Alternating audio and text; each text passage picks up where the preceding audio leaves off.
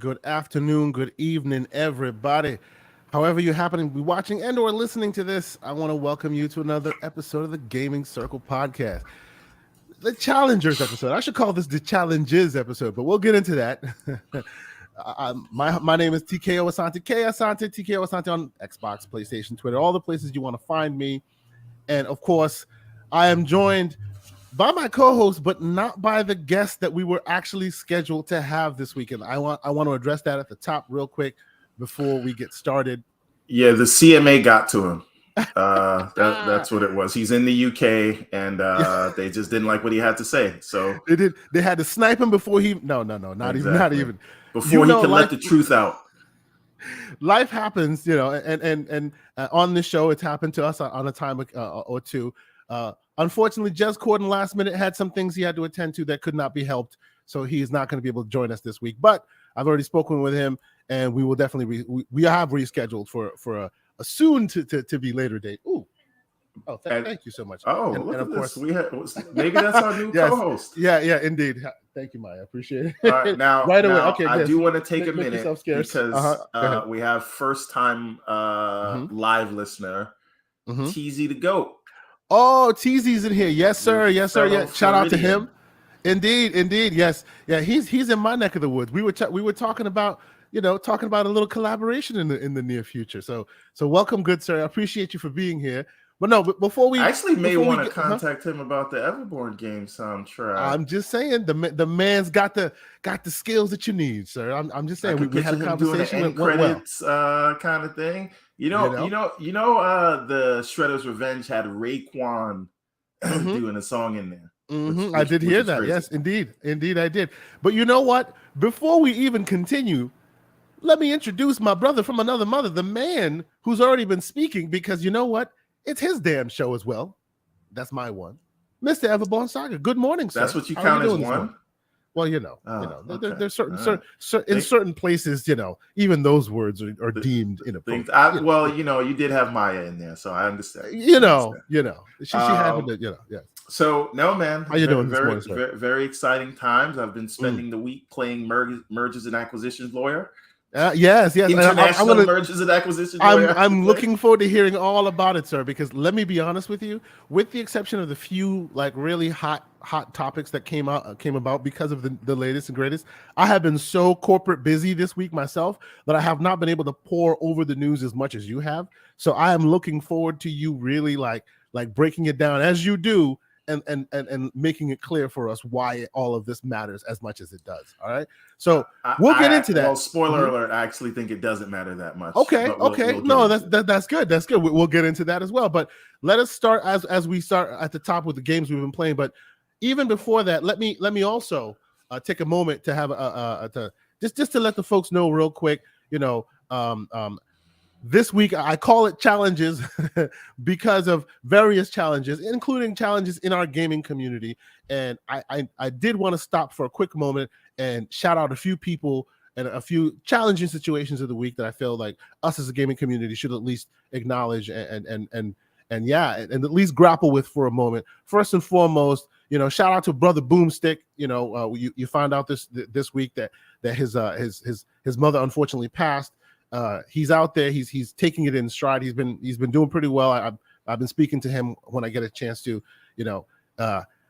Great brother in the community. What else can you say? You know what I mean? Like if you had the chance to, if you haven't spoken to him yet, send a kind word.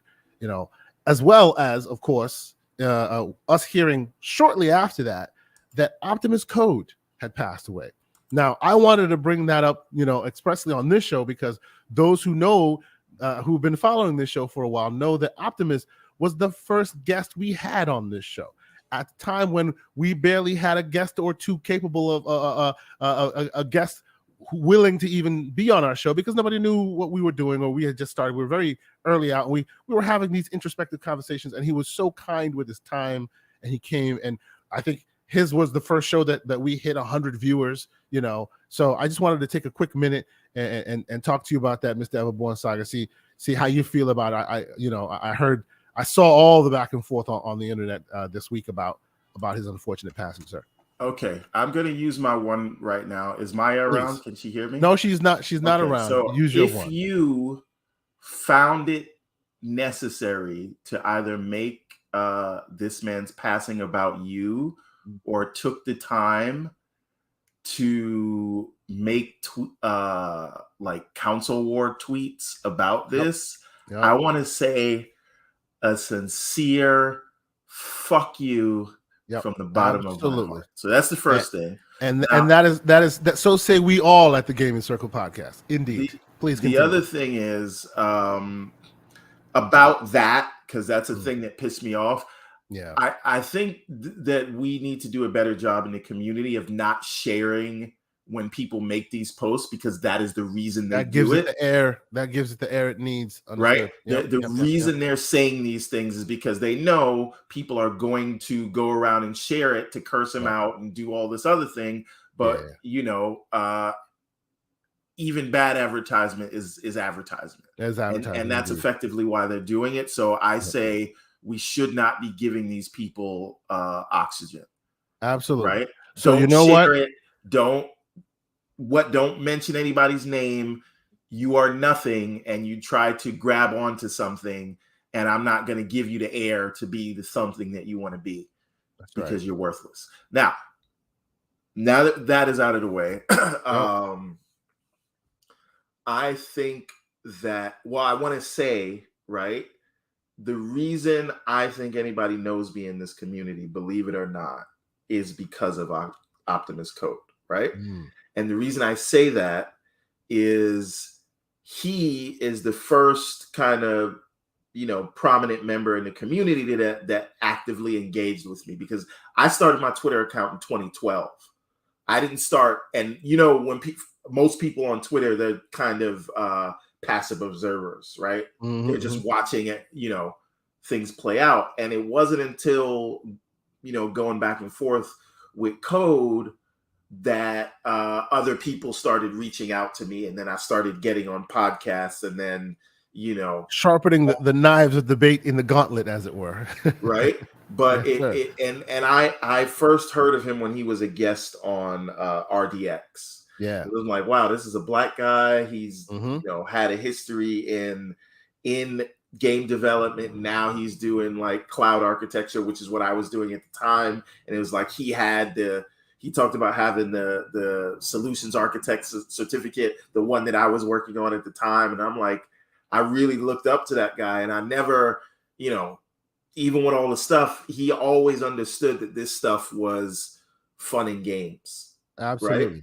Yep. And not like the weirdo people that you see on here that can't distinguish the two. He would be first to tell you that he's about the fun and games, and none of this is serious. There was a time where he and I had a disagreement on one of the things he was doing, and he called me up like on the phone, because we talked on the phone every now and again, and he was just like, wow, I didn't know that upset you.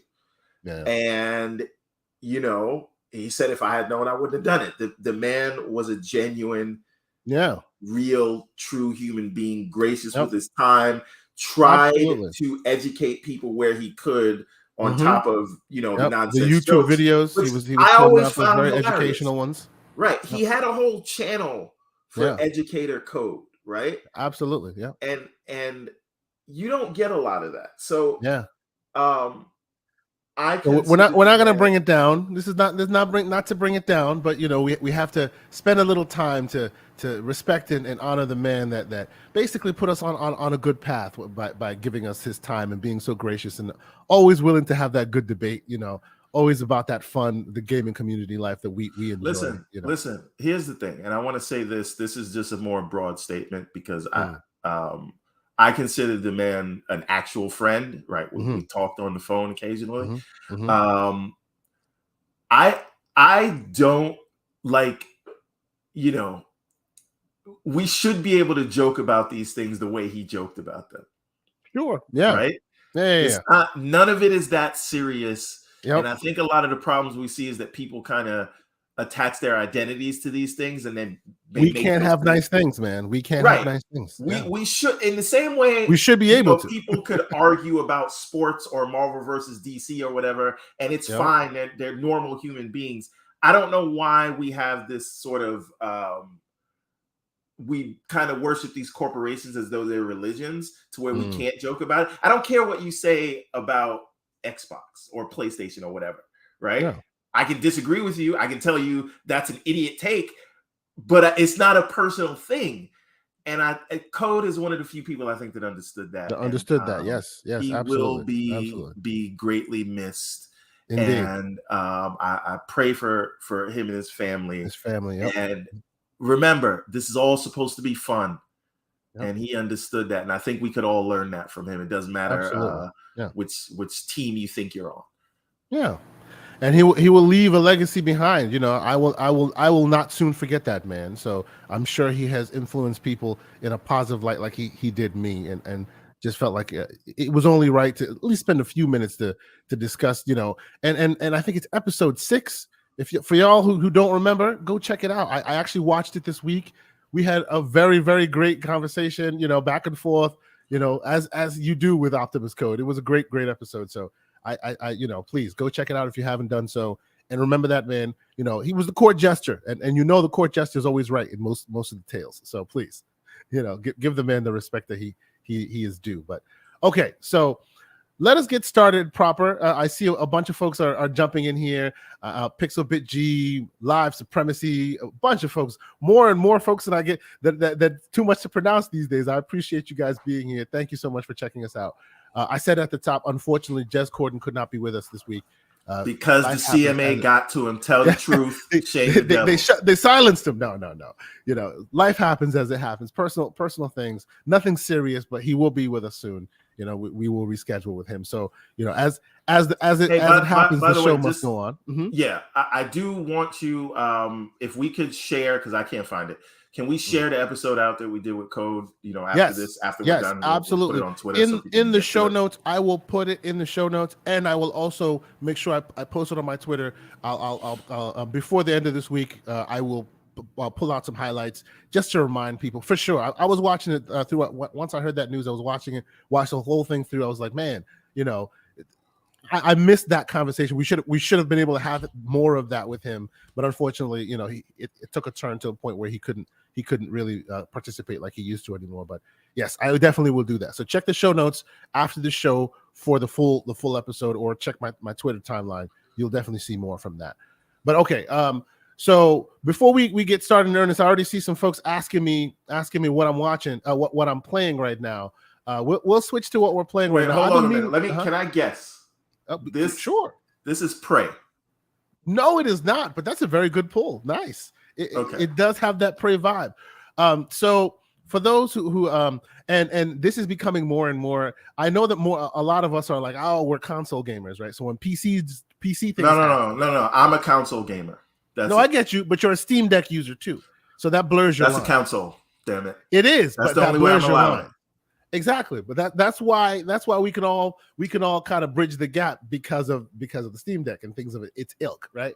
So Steam did this thing called the Next Fest the past, I think, a week and a half ago, and a bunch of demos. I mean, even demos that we've seen at console conferences. What was it? What was it? Above the Sky or something like that. Like I forget the name of the game, but there were a few demos that came out, including those that you could then just go on Steam and download and play, many of which worked on Steam Deck. This is one of those. It is an unabashed clone of what do you call it? Darn it! Now the name is escaping me. Valve's Portal. It's an unabashed clone of Portal. The difference is where Portal obviously uses teleportation and portals. This is using time manipulation and physics. So you can obviously you're picking things up, you're moving things around. You can see depreciated environments. You hit it with the depreciation gun, and it goes back to life, like it goes back in time, right? You drop a piece of metal on one surface, and then you drop it from point A to point B, and then go stand on where you need it to be, and then you hit it with the gun, and it goes back in time to go back to where you put it in the first place. Very interesting mechanics, playing with time, things like that. Game is not out yet, but like they were like, hey, we are a Portal clone through and through, and we're wearing it proudly. And I'm like, yo, those are some bold claims, because Portal is still by all accounts like it is still masterpiece level. And these guys are very, very good at it. They know what they're doing. Obviously, it's a demo. I only played about 30, 40 minutes of it. But what I did play, it is really good, like really, really good, like Portal level good. So that's what you see on the screen right now. It is called Atrophy Center, the Atrophy Center. I will be playing. There'll be a few other games I'll put on here as we go along. But Mr. Everborn Saga, before I talk about a few other games that are going on. Any new games that have been making the rounds for you in your playlist? Yes, and you're gonna laugh at this, but this week I have been hooked on Sonic Lost Worlds. And that is because of John Wolfe. Oh, no. Before you continue this conversation, sir, I need to see you on cam and I need to see the cap on. I just need to see it. No, I'm not even joking. Check the Steam receipts. Oh, no, I'm sure you're playing it. But my question is, come on, man. No, hold on. Let me explain, right? So John Wolfe tweeted out, it's on sale for like $6 or something. Mm-hmm. And that game, I did not play it at the time because it was universally panned. Oh yeah, the first like even the Steam reviews are just like, yo, this is garbage. Like this trash cans. And I was like, at the time, I was like, I'm not gonna waste my time with it, right? So I'm like, it's $6. Frontiers is about to come out. I do wet your whistle for one bad Sonic game to another potential bad Sonic game. Listen, I figured I'm gonna try this thing for 20 minutes, like I did with Sonic Colors, and be like, this is not for me. And you actually genuinely like it. I don't know what about the Steam Deck makes it feel better than on the TV, but playing it handheld makes it tolerable. And by the way, it is a locked 60 frames a second. Brother, on that, we agree. I was going to go there with you because I have a few other games I want to talk about that are just with that exact in mind. Please keep speaking because we haven't even spoken this week about this, and we're speaking the same language right now. Go ahead. And the level design is basically a poor man's Mario Galaxy, right? Okay. And if they're even halfway successful at that, that's a good look.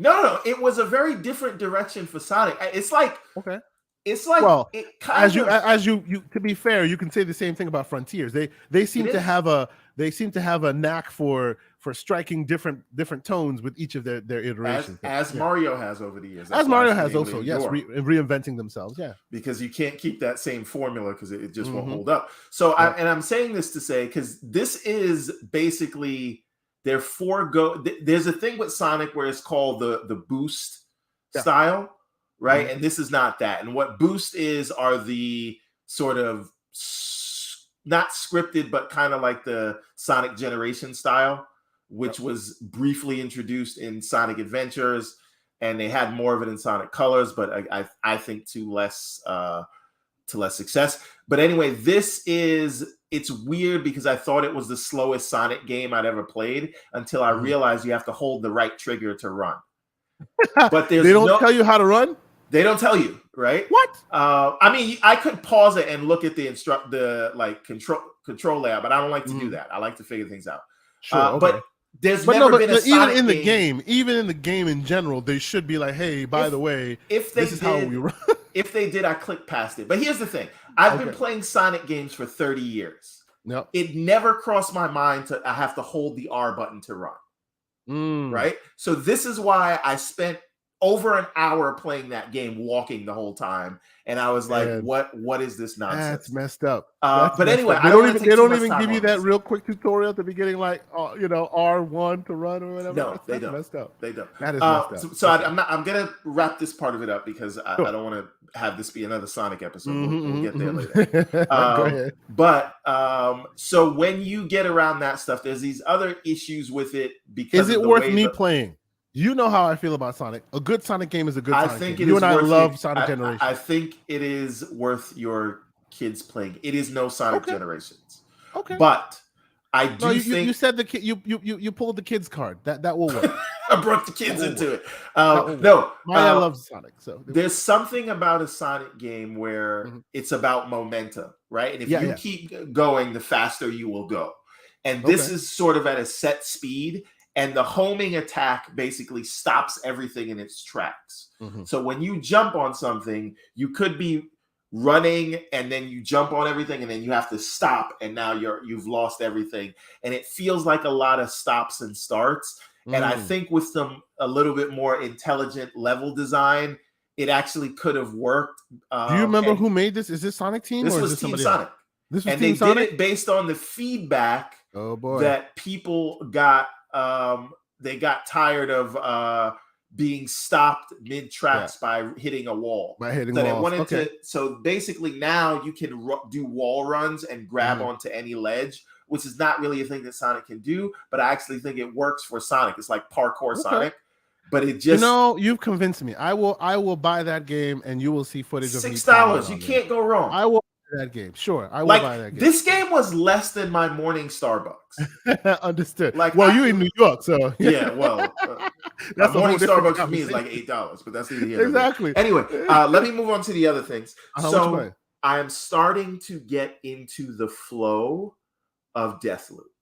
I don't becoming the detective. Okay. I don't love it yet, but okay. I'm starting. But you're starting to understand that it's more than it appears, right? I'm not yet. Okay, I killed my first visionary. I killed all the Wingies. Okay, cool, right? cool. Yeah. And then you start understanding. This is what they expect of me. I'm trying to do all of this at once. Juliana, and I got her teleport thing. Oh, cool. Then it starts opening up, and you start getting the powers. Yes. Right, but now that I have actually gotten some weapons worthwhile, now the game is kind of like, okay, I'm picking fun, up what you're putting down. Yeah, right? now you start seeing what they're, because as a base shooter, it loses something. But when they start giving you them powers, it starts to really pick it up. It does lose something, but I think it gains it back once you have weapons that aren't dog crap. That's right. Right. And by the way, for those who don't know, those weapons and those powers are literally pulled right out of Dishonored. Like it's just Dishonored. Yeah. Oh, okay. Right in your hand. They don't even. It's unabashed. It's just Dishonored powers. Dishonored 1 and 2 after the acquisition, and that was for a few minutes. Okay. So I'm not like Dishonored 1 and 2. Like if you love game design from a highbrow perspective, like these people are geniuses. Man, they create the city with verticality and let you loose. It is just from a game design perspective, it is amazing. That's also news that came out this week. It's in the same universe. Shout out. It's in the same universe. By the way, shout out to Gerald, Mac, and Punty. Just because they here, bro. They here, and I appreciate them, man. Every week. And then I started Scorn yesterday, and I need to say this. I really have to roll my eyes at Xbox community dudes and dudettes that spent 7 years saying Metacritic don't matter. Wait. Look at this. Stop. I want to really talk about Scorn. I want to talk about the review, but let's put a pin in Scorn for just a moment. Okay. Because that there's an actual story. That's fine. I just need Xbox community members to stop being frauds. Yes. Okay. Stop snitching, community members. No. The snitches are on the PlayStation side. The frauds are on the Xbox side. So now we have an episode title: Snitches and Frauds. Okay. Snitches and Frauds. But okay, real quick, you brought up a quick point before we get into Scorn, because I really do want to have a conversation about Mr. Joanna Dark. Mr. Joanna Dark, King Webb, a lot of the greats are back in here. We really appreciate you guys. So, about the talk of Steam Deck, okay? Let's have a quick little side conversation, and we'll get more into Steam Deck in the tech drop section. But real quick, you were talking about how for some reason, like it's now making games more palatable for you or playable in a way that it didn't used to. Yeah, I don't know what it is. I can't explain it. It's just I swear to God, this feels like a Game Gear to me. Yes, reborn. And this week, do you know what I've been playing? I have been playing. Why? Because I just had to. Enslaved: Odyssey to the West. Play that on Steam Deck if you haven't played, and that's Ninja Theory. Okay. One of their first games. That is Ninja Theory, like shooting their, I would say, like Naughty Dog shot way back in the day. That like two people on a quest, very cinematic. They're getting to know each other. Enslaved, Journey to the West. If you have not played that game, and if you have a Steam Deck, you need to correct that immediately. You can turn every dial to max. It plays at a solid 60 frames because the game has the deck has so much overhead beyond it, and it's just chef's kiss, man. Between that and Rise Son of Rome, which also is solid 60 frames, and it looks like you're watching and playing a movie, man. Like, you're absolutely right. I was going to talk to you about that. Like, for some reason, some games are being reborn on Steam Deck. It's amazing. It's absolutely amazing. Go ahead. Sonic Lost Worlds reborn. I will give it a shot. That's why when you said that, I'm like, okay, I'll give it a shot. But it does work as a handheld. I don't know how to explain it. So there's so much, right? Because even like I played the entirety of Shredder's Revenge on the Steam Deck via xCloud. Yep. Right. See, and Shredder's Revenge, you can like, people who will discount that, I will give you that because it looks 2D. It could be played on the phone seemingly. I get that. There are some really AAA like experiences, and I can tell you that firsthand. Oh no, I know it's a misnomer. It's not real. It's not real. But because it's 2D art, people tend to discount it, right? But there are some really high, like technically demanding AAA games that are also like smooth as butter on Steam Deck that are just surprising to see on this little handheld, right? And we'll get more deep into Steam Deck because I have some other interesting nuggets of Steam Deck conversations to go. But anything else you want to talk about as far as reliving old games? I think that's something we should start doing. But I do want to talk about scoring for a little bit. Do you have a section for it? Yes. Okay, let us. That's why I was like, if you're done with Steam Deck, let us talk about scoring. Let us talk about scoring, and I have video scoring, and we're going to talk about the reviews and stuff. What you're watching here is my first like few minutes of scoring. If the video happens to be a little choppy, forgive me, because I think I recorded it at 4K 60, and on this 1080p stream, it might lose something. But forgive me. But I wanted to get the full aspect of my first experience with, and yes, this was on my PC. My first on the dome, just one word review. I'll give you time to think of one. Mine, moist. Jesus Christ. Go ahead. I mean, seriously. The first thing you get when you walk in. Moist. I will echo Pixelbit G when I say missed. And I think a lot of people aren't picking up on that, and maybe because they're not old enough to remember the game Mist. Oh no, absolutely. But, yeah. It is a puzzle game, and if you go into it with that, it's a puzzle game. It's the what is it? The Watcher? Is it Watcher? The name of that game? Jonathan, what's his name? He made recently made a puzzle game of its kind where it did it with Parallax. Like, it came out in the PS3 gen. Also very much a Myst kind of game. It's all about the puzzle, nothing else. But unfortunately, by the way, the visuals looks kind of amazing. Yeah, it looks amazing in the artistic, makes you feel dirty things kind of way. It's just gross. No, sure. In the artistic sense, great. I'm just saying, like, the visual fidelity. Graphically, it's amazing. Like this right here. Yes. Like, look at this. It's amazing. This is not, absolutely. Like, that's not like. I don't think that's CG, right? No. It's all in game, all live. That's what I mean. Like that. The Witness. Yes, thank you. The Witness. Yes, right. This is like The Witness in that. So I do almost feel like what is holding it back might actually be the combat. Okay, I haven't even gotten to the combat sections yet. Yeah, I played the combat sections in demos before, but I haven't gotten there. And that's the thing. The combat isn't like great. Yeah. But the puzzle solving, like I'm here for it. It's interesting. I don't know like how much time, because I get frustrated when I'm like on a puzzle for too long, and then I just run to YouTube. Like, all right, where do I go now?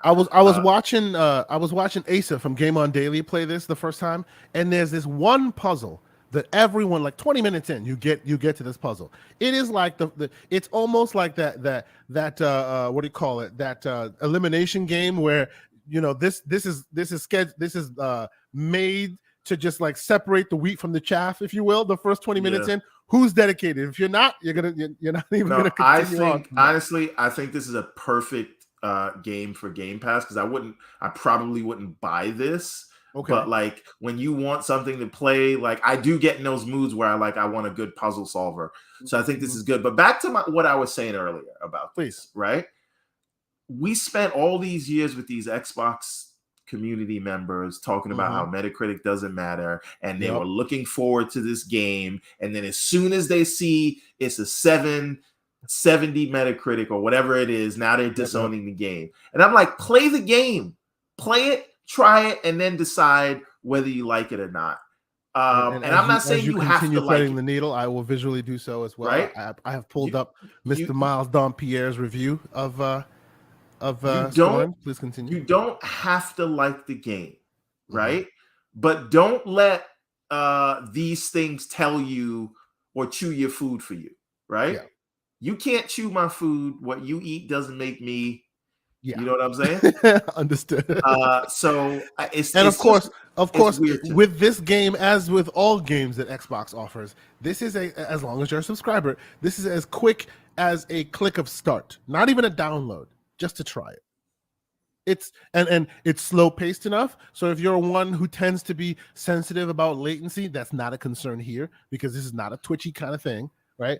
You think it's gross looking, you've never tried it. It's as quick as even on your browser now in Bing. Just go in there, type in Scorn. They'll hit it. There'll be the thing. You hit play. You'll be playing it, and then you try it out, right?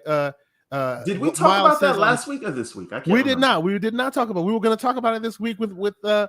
Jez Corden, who wrote an article about it. But unfortunately, the news gods just kept providing. So like that feels like a year ago, doesn't it? Yeah, it absolutely does. Okay, well, yes. we can talk about this. Anyway, I don't hate the game yet, but I haven't put enough time into it to say like, it's Have great you or passed not. That puzzle, but you know what I'm talking about. Which one? The first one, the one where you got to take move things, moving everything out of the way in order to get the egg out of this grossness. Have you gotten? Oh yes, I feel like I know what to do in that puzzle, but like you haven't gotten past that yet, right? Yeah, but I'm not struggling on it, right? Like it's like my point is that puzzle. That's the first 20 minutes in. That's the first puzzle that will you'll either conquer it and you'll go, okay, I get this game now. This is awesome. Or you'll be like, screw this, I'm done. This thing's gross. I don't care. It's annoying. And then you'll just move. Like that 20 minutes in puzzle is the deciding factor on this. It took me a while. I had to go back to it a few more times, but ultimately I got past that puzzle. And I'm still not there yet with it as far as liking it or disliking it, but just the mood and the visuals alone make me want, just for capture's sake. I just want to keep playing and see what other grossness shows up. I think the visuals are amazing. I think that this, if they're gonna do a real Prometheus type of game, Aliens kind of game, this is it, right? I think another thing is people wanted it to be survival horror, and I think if this was survival horror, it would be a huge hit. But it's a puzzle solver game. It's almost like a visual artist and a stage what do you call it, a stage builder, if you will. We're looking for a combat artist who they couldn't find, so they went puzzle game. Had they found the right key components, the right key individuals, you would have had yourself either a really awesome shooter or survival horror, but they didn't have those skill sets. So that's what I'm saying. In this very weird world, So I think the puzzles are fine. We'll see if they get repetitive. But if there was more of I know people Joanna Dark is saying atmospheric storytelling. I get that. But if there was an actual more, not cohesive is not the word, but an actual fully realized narrative, I think even as a puzzle solver, it could work. It would have been better. You had a narrative. I will see, and I won't be the one that defends this because you will understand what I'm saying as soon as I say it. But I see this, sir, and I think of Elden Ring, same kind of atmospheric. Oh my God! And it worked there, didn't it? Oh my God! Here we go. Did it not? Everybody take a shot. Of Elden Ring? What is the story of Elden Ring? Take a shot. He's compared yet another game to Elden Ring. What is the story of Elden Ring? Exactly. More than this. More than this. That's saying something. Yes, people actually speak in Elden Ring. Oh man, yeah, that's true. That's but true. anyway, Okay. I Let's don't move hate forward. the Yeah. game, and I'm not saying anyone needs to like the game, Yeah. but try it instead of reading a review for a Sure. game Yeah. that you claim The to be hyped visuals for. alone are just like crazy. Like for those who are watching, look at the visuals alone, and it's Disgusting. beautiful. Like in the most disgusting way. Think of the beginning of the Matrix for my audio listeners. Think of the beginning of the Matrix when Neo is still in the Matrix and they're trying to get him out, but the whole game is him just kind of hanging out in the Matrix, hanging out, still connected to the Matrix. You know, that's this game. But yeah, it is visually arresting. Absolutely. People were waiting for it to turn into Doom. And that's yeah, I'm waiting for the whole game. I'm waiting for a jump scare that never comes. Yeah, I'm just grossed by the whole thing. That's why I'm just like moist in the worst way possible. But I will continue playing it because it does evoke and it deserves to at least be seen. You know, I think it's pretty cool. I do think it's pretty cool. But any other games that are on your radar that you want to discuss, or we can get right into it? So here's the thing. This is probably not going to happen, but I have been trying to rush through Deathloop before Plague's Tale comes, because here's the problem. You're not going to do it. You're not going to get it. Yes, nope. This is the problem, right? Plague's Tale is going to come, and then Deathloop is going to go on the back burner. And you know what happens to games that go on the back burner. Yeah, it's hard to get them back because onboarding is a BITC. No. But here's the thing. Plague's Tale and then Gotham Knights, and I don't care what any of you say, Gotham Knights looks good. Let's talk about Gotham Knights, sir. Have you heard the latest news? I don't care if it's 30 frames a second. So what? Your favorite games are 30 frames a second. Well, no. That's or you can play it on PC. Listen carefully.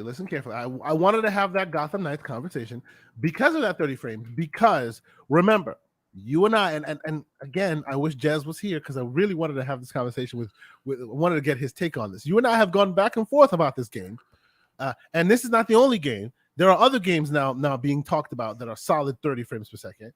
You know, the problem is this game was never really like. As you and I debate, you know, we've gone back and forth. It wasn't the next gen game. They could not optimize it for last gen, and that makes even the point even more crystal clear because now it's stuck on 30 frames even in next gen. Wait a minute. Okay, sure, but I'm saying like it's just ridiculous. It's only released on next gen. And Skill Up. I don't know if you saw Skill Up's preview of it. If you haven't seen it, shout out to Skill Up. He has way more followers than almost anybody I know. So probably chances are you know who he is. Like he did a preview of this thing, and he literally and I heard about it, and I thought it was being ridiculous. He did a shot for shot comparison to like Arkham Knight from way back in the day, and man, even like 8 years ago, that game outshines this one that hasn't released yet. And there's like shot for shot comparisons to it. Well, it's just crazy. I hope I'm wrong. I hope this comes out as an aside. Yes, sir. If that is the case, why are so many people like requesting Microsoft buy WB Games? Because apparently they can't match themselves from 8 years ago. No. See, and the mistake I think people are making, and this is not to disparage. You understand I'm being facetious, right? Oh, I know you are. And what I'm trying to make clear here is, first and foremost, the thing that I think is an unfortunate comparison to make is comparing Rockstar to Rockstar's games' output to a non-Rockstar game, right? Yes, it's Batman. Yes, it's coming from WB. So you think it's from the same developer? It's absolutely not. This is a Fallout 4 to Fallout 76 type situation. Not the same dev at all, right? And I for one like this is WB Montreal making it. No, this is WB Montreal, exactly. And I liked WB Montreal's Batman. Wait, okay. Who's making Wonder Woman? I honestly don't know. I'm not sure. I think it's the team that made Shadows of Mordor. I think. I'm not sure. I think it's the Shadow of Mordor team that made that's making that. But needless to say, I think Monolith is making the Wonder Woman game, which is the Shadows of Mordor team. Yeah. Okay. So needless to say, I think the comparison is an unfair one, even though unfortunately they did it to themselves because it's all coming from the same publishing arm, right? So you can just say that, and clearly you can't compare Rocksteady to even their own colleague devs. All I am saying is Twitter is not going to make me hate Gotham Knights until I play it. True. Oh no. And let me be clear here. That my disdain or lack of that's not a right word. It's not even disdain. My lack of enthusiasm for the game is more to do with the fact that I want to see them pushing, future. I want to see them being more complex in their world, and it looks like this is a regression a little bit. That's my problem. But guess what? You and Slow-Mo and probably Pixel are going to play it at 60 frames a second because we are going to play it. Of course we are. But still, 60 frames will be smooth. But if the world is as empty as it's looking, it'll still be unfortunate. That's all I'm saying. And by the way, before we continue, 90 people already here. Let's go. Thank you guys. How many likes do we have? Here. I have no idea. Please hit that like button, please. Please let's get that like to live watcher ratio. Yes, good. Yes. Slow-Mo, you're a damn liar. You're gonna be playing it and you're gonna be streaming it. You're full of crap. Okay. So what do you think? Do we get into the news proper, or should I take a detour for some tech drop? Because I think we have a little. We can do the tech drop, but I just want to finish this point about. Please finish your point, sir. Yes, Gotham Knights. So, or just in general about what's going to happen to Deathloop, because there is there's Plague's Tale coming on Tuesday or something like that. And I really want you to finish. Really want you to keep playing Deathloop. Right. I think that game is valuable. It's good. But then, and I'm not playing. I'm not playing COD until it's in Game Pass. I'm only playing the campaign on that. So and it will be in Game Pass soon. Eventually. But then after that you have Sonic and Ragnarok coming, and then you have Callisto Protocol, and then after that you have Dead Space 2. So if I don't finish Deathloop this weekend, I'm cooked. That's it. The game is not getting played because there's too many things. Tough, bro. Because what do you want me to do? What can I say? Tough one. That is a tough pill, man. And everything is gonna get pushed back if I finish this, because that means I'm gonna have to wait to start Plague's Tale. Then I'm gonna have to wait to start Gotham. And even if I skipped Gotham, which I'm not, then everything is getting dropped for Sonic. And then as soon as I'm done with Sonic, Ragnarok. So by the time I'm done with Ragnarok and probably whatever the new Valkyries are, there's going to be another Callisto Protocol is going to drop, and we're going to be where we're going to be. So, man, you're basically saying anybody that's trying to get any kind of your attention, like game wise, in the near, I don't know what, the next 2-3 weeks, it's an impossible ask at this point. 2-3 months. Yeah, it's an impossible ask. That is, oh boy, that's really that's really tough, man. So, but I don't disagree with you though. Although I do find it odd because I'm in the same boat that you are, but I find myself still finding myself occasionally with like Mario Kart 8 in my hands on a Steam Deck or something else, even though I have so many other things that I should be and could be playing. It still happens. Yeah. You don't see yourself on Game Pass playing something that should not be. But this is the problem. The reason I'm not done, because I could have finished Deathloop if it was the only thing I was playing this week, but then I got caught up with Sonic. True. And then it just keeps going. It keeps going. Yeah, I understood. Have you tried playing Deathloop on the Steam Deck, like xCloud? I have, and it actually plays rather great on Steam. I think it works because of the lock-on system when you and of course they have an actual setting that downgrades all the visuals and everything for Steam Deck, so you're able to get very smooth. Yeah, but you can't turn that on xCloud. No, you cannot turn that on xCloud. No, you cannot. You have to be playing it natively. I've played it natively on Steam Deck. Okay, yeah, I've played it xCloud on the Steam Deck. But okay, let's do a bit of a tech drop, because yes, we will be doing, and this is not solely tech. We will also be having, we also will be talking definitely in games as well, because I'm watching you in the chat, Slow-Mo. I'm about to time you out. Here we go. So okay, let us have a bit of a tech drop conversation, because this week a couple of really interesting devices have come to into my possession. And I wanted to talk to folks about it and get a temperature, see what people think about it. Wait, before you do that, before you talk about that, because I want you to give that the proper time. Okay. Lucius Augustus brings up something that I needed to understand, like what's happening. they're unlaunching the 4080 12 gig. Yeah. Explain to me how that works. They're basically unlaunching the cheaper version, and now only the two very expensive ones are out there. And instead of launching it at that 4080, it'll be like the 4070 Ti next summer or something. They'll just drop it. It's a matter of branding, right? And we can get into the weeds of it, but the long and short of it is NVIDIA is in branding hell. They have been for a long time. They've been sitting on the shelf of like all their like the succession, right? They've been sitting on technology succession for so long that when they sold you a 3080, they knew the 4090 was literally right there. It was already done, but they sold you the 3080, right, at the 4090 price, knowing that give it a year, we'll sell them the 4090, even though they could have, you understand? They're not selling what their best. They are basically setting people up, and it's getting closer. The window is getting closer and closer, and it's aggravating people more. This is what happens when I know there's AMD, but there's no like real competition for, because they're doing this because they can get away with it. Exactly. They are the big monster in the room when it comes to that, and that's the reason why. A quick aside: everybody keeps talking about, why did the ARM deal fall through? That's why. Because they are the big elephant in the room. They throw their weight around. They do really, really egregious things. NVIDIA does. And that's why whenever anytime anything pops up regulatory wise, they want a piece out of them. And realistically, ARM specifically was a very bad deal for them to secure. Although, one thing I will say whenever I'm speaking about NVIDIA is I will give them credit in one aspect. I've had an NVIDIA Shield since 2015, and they've taken care of that small old piece of crap device even better than the Switch, which is the same chipset.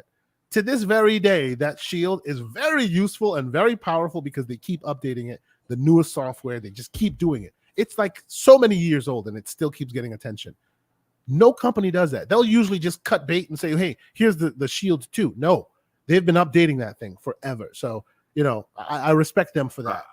They're doing shady things on the other side. I am... And again, don't take this as any kind of gospel because I don't game on PC unless I'm like under duress. Unless it's Cyberpunk, yes. Right. But I am skipping the 40 series and waiting for the 50s. Bro, if I were you, and you don't play on PC, so it doesn't bother you. But if I were you, I wouldn't even check the specs because if you're a 30 series user, it's literally a slap in the face. Like it is so much of an uplift compared to your hardware you bought less than a year ago. It's just nuts. They knew they were clowning. No, but that's how they get you. People bought the 20 series, and that was supposed to be the but you don't get it. You don't get it. So look, when the iPhone comes out and they go, we've upgraded the hardware 20% here, 10% there. You're like, ooh, it's so much better. When it's 70% in less than a year, you're like, come on, people, you screwed us. It's like 70%. Okay, this is what I mean by this, okay? And we'll move on and talk tech proper, but what really sealed the deal for me in this, and I knew they were screwing us, was this, okay? Right now, if you were to play with your machine and my machine, which is very comparably equipped, right? If you were to play Cyberpunk right now, put everything to maximum, including ray tracing, right? You're getting like 10, 15 frames per second. Even on your 65 gigs, even with your 3080 card, even with your i9 processor and your M2 fast SSD, you're getting like 20, 30 frames, like 20 frames per second max if you're lucky. And that's because you haven't turned on DLSS. That means you haven't turned any of those things on. With this new card, with no DLSS, with no super sampling, no talking about that at all, right? Our cards, 10, 15 frames per second. The new cards, 70, 80 frames per second before you even turn on ray tracing, DLSS. You don't even need DLSS with those new cards. And they knew this when they sold you your 3080 less than a year ago. That's the egregious thing. I mean, the 3080 was 2 years ago, but... Yes. Yeah. But what I'm saying is the uplift between the two generations is so vast that they purposely sold you the 3080 at premium pricing, knowing that they had outdone it times 2 beyond. But how far ahead of the 20 series is the 30 series? Is that's what you should want those upgrades. And that's the thing. The 20 series to the 30 series was not as egregious, right? The pricing became egregious because chip shortages and all of that. But but the tech to value perspective was right in line. And it's always been right in line. The only other time that NVIDIA has ever been out of line with it was the 10 series. I had a 1080 Ti. That thing lasted forever, and I sold it for more than I even bought it, right? The 1080 Ti was above its reach, right? That's a long time ago. They've never been able to get out of line until now, where the uplift is literally like 70% in less than a year. It's a little much. But okay. So let us table that. Go ahead. Yes. Well, last thing I'll say. Perhaps a better strategy in terms of video card shopping is waiting until the new one comes out so that you can buy the previous years. But top of high end last year. So you know, now that the 40 series is out, maybe now is the time to get a 3090. Yeah, right? Now you can look at a 3090. And you'll still be able to do everything. And almost max settings everything. See, but here's the problem, and here's my unfortunate. I made a mistake when I said this. That 20 frames to 90 frames difference is 3090 to 4090 comparison. That's what that is, and they specifically use either Flight Sim or Cyberpunk because those are the two behemoths performance wise, right? Yeah, but it's a huge uplift. Wow, it's like a big. This is how they're doing their best to get it. You know, they're doing their best to turn me off from PC gaming. Yes. And I'm a big advocate for it. And this behavior makes me go, come on, guys, I can't even justify this. But then they're gonna do it to you again with the 50 series. So we'll see. Yeah, we'll see how we get there. But okay, let's quickly have some quick chats here. So let me and maybe this will be a thing where I will the elephant in the room. Oh no! Let me bring a few things up here. Let me disconnect this one, and you and I will be side by side. First and foremost, let me show off. This is here we go. Yes, this is the new pause. Stop it, slow mo. This is the finally the arrived. For those who are listening, this is the Steam Deck's official docking station, which finally arrived. And it's not all that. And off the top. If you bought the million and one other ones that have been in the market, presumably even this one, the older version. Yeah, yours came too. There you go. Yeah. Yours came too. Yeah. If you bought the older one on the market, you didn't. The aftermarket ones are just fine. You know, the aftermarket. I happen to be in the market to get this one, and I got it. If you have it, great. If you don't have it, I need to talk about that, right? So you already know when I got the Steam Deck, I got a USB-C hub. Yes. Mm-hmm. And that is how it's connected to the PC or whatever. Yes, sir. So my question is, should I, and this is what is at my desk, should I change the regular USB-C deck, USB-C hub? This one? Right. Should I switch it for this one? So, because I want to have one in my room, right, so that I can play on the TV if I ever so choose, and then one is at my office where I have to do stuff when I want to get emulators and do all that stuff and go into desktop. Okay. What I will tell you is this: if you happen to already have a dock that serves the purpose you need it to, you don't need this. It doesn't make anything different. It's the same thing. Like, I was hoping that Valve would give you something or present something here that the standard, the aftermarket folks would not have access to or would not be able to do. But this is not that. Although I will say, when it did come out, there was a firmware update that was released as soon as the Steam Deck detected this thing. It firmware updated it, meaning presumably if there's new technology, a better way of getting things done, you'll get that with this thing. Great. Whereas the other thing, when you buy it, it is what it is, and it stays that way. So if you already have a solution that works for you today, I say keep it. This is almost $100. It was like $89 or something. It's not worth the price, considering you can get a $40 one, a $30, or $20 one that serves the purpose. You know, there are certain things that this doesn't do that I wish it did do at the price. It uses USB-C to charge, but it doesn't use USB-C for transfer. Yes, it has a USB-A 3.1 protocol, so it can do that fast speed. But I wanted actual USB-C transfer, and the reason for that is my other tech drop segment that I want to quickly touch on. And I will. Let me see here. Let me see if I can. I need you to. Is this translate. the Windows thing? No, this is not the Windows thing. That's coming up after this one. But this is like, let's see, and I will post up this one of the YouTubers that I watch that talked about this that's really, really good, and I appreciate him. So his name is Joshua Vega. He's from Windows. I think he used to be from Windows Central, and he does a lot of really good stuff. So let me post his stuff here. So we'll talk about this while I show his video. And the reason why I'm going to show his video is because this thing is very difficult to capture. And this is what it is. It's called the Nreal Air. And what it is basically is augmented reality glasses. It puts 103, depending on what setting you're in. Go ahead. I don't know how long you can play somebody else's video, so maybe you don't want to keep. Oh yeah, no. Yeah, I'm not gonna play it for long. I was just showing off just so people can see. I'm not gonna play the whole thing. I just wanted to. There are others out there that are basically showing it off as well. But YouTube is very weird these days. Yes, these days YouTube is difficult about that. So I'll put the official website on it. Here, how about that? So basically, what this thing is it's and of course the marketing will go a little crazy on you, but it is an OLED screen, and you go, how is it an OLED screen? They have teeny tiny OLED screens underneath this, and it's projected down, and it's projected out the screen. So the black of an OLED, the way OLED specifically look, you get that whole thing, but it's transparent, so you can put that in your world. There's an Android app or an iPhone app, but Android's easier as it tends to be because it's USB-C.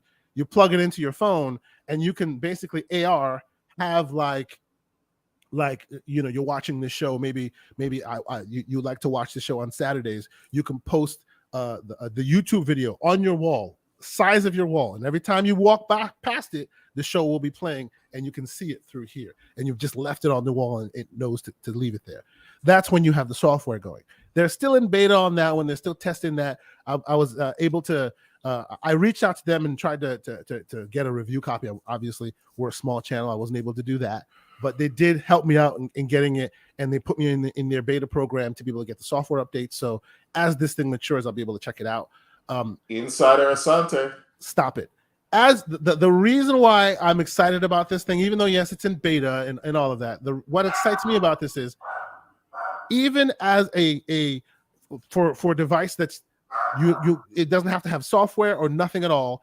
If you're able to have a device that sends audio, video, and power through one device, meaning USB-C port, you can use this thing. And something like a Steam Deck or anything that is audio visual, or a tablet or something like that, right? You can plug in the USB-C port. It's very hard to see. You plug it in back there, plug it in there like this, and literally plug this side into the Steam Deck, and you have a huge, big OLED screen in front of you. The Steam Deck screen goes off, and like it's monstrous OLED in front of you, and you're able to game. Now, it is of course AR, so you see through it, and you're able to see through the normal world. If you don't want that, they give you the shield thing, cover it, and all it is a big monstrous screen. So that's what this thing is. I have been using it all week, and like my initial thing was, yes, this is unabashed future tech. I don't care. I'm just gonna try it anyway. Why not?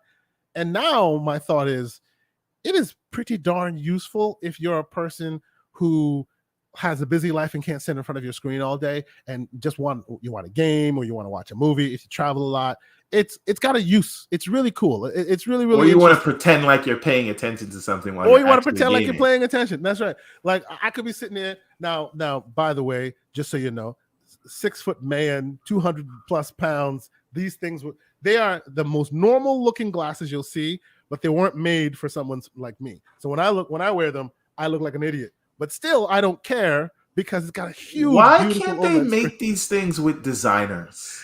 Why don't they connect with Ray-Ban or something? I don't know. Exactly. Oh, and shout out to Web Dave Outbreak Podcast in the house. He's asking the operative question: how much? If you buy this thing today, it is, and I think before it was released, it was $299. Since it's been released, you can buy it for like $370, $379 or something. Prohibitively expensive. You don't want to buy it today. This to me, I was gonna say it's almost less than the Logitech Stream thing. yeah. To me, this is the Model S for the future Model Y, Model 3. Model 3. If But you understand what I'm saying. Speaking of Model Y, I think we're canceling the pre-order. Oh no! Yeah. Oh, no. Yeah. Why? Too much? No, because my wife's lease is not up until June, and they said that it would be ready in between April and June, and now they're like, oh, you got to pick it up in December. And I'm like, F you. They keep pushing it. Right? Because they're not pushing it. They're I guess they're ahead of production schedule.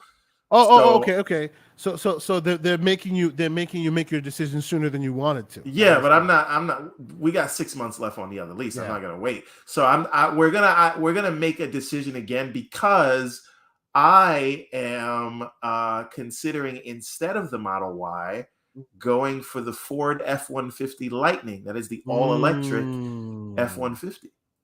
See, and we'll have more electrical. We'll have more electrical car talk, because I am close to that place myself, and Tesla has basically taken over the market for so long. And while I wasn't paying attention, we have others in the market now that are kind of pretty interesting. So I'm like, let me wait until I'm ready to purchase, and chances are it may or may not be a Tesla, depending on what offerings are available at the time. I'm going to stop you right there. It's going to be a Tesla. Well, we shall see. But let me answer. Okay. Let me answer one of the questions here. Back from the Dead is in the chat. Welcome, sir. Appreciate you being here. He's asking, do they come with prescriptions, because I won't see them over my glasses? One of the good things that they do, and we're talking about the Nreal Air here, is they come with different nose covers things, right? As well as prescription glasses that you can literally like fit right into where you'd put the AR. So you presumably you would buy this, it would come with this, you'd have your prescription fitted in there.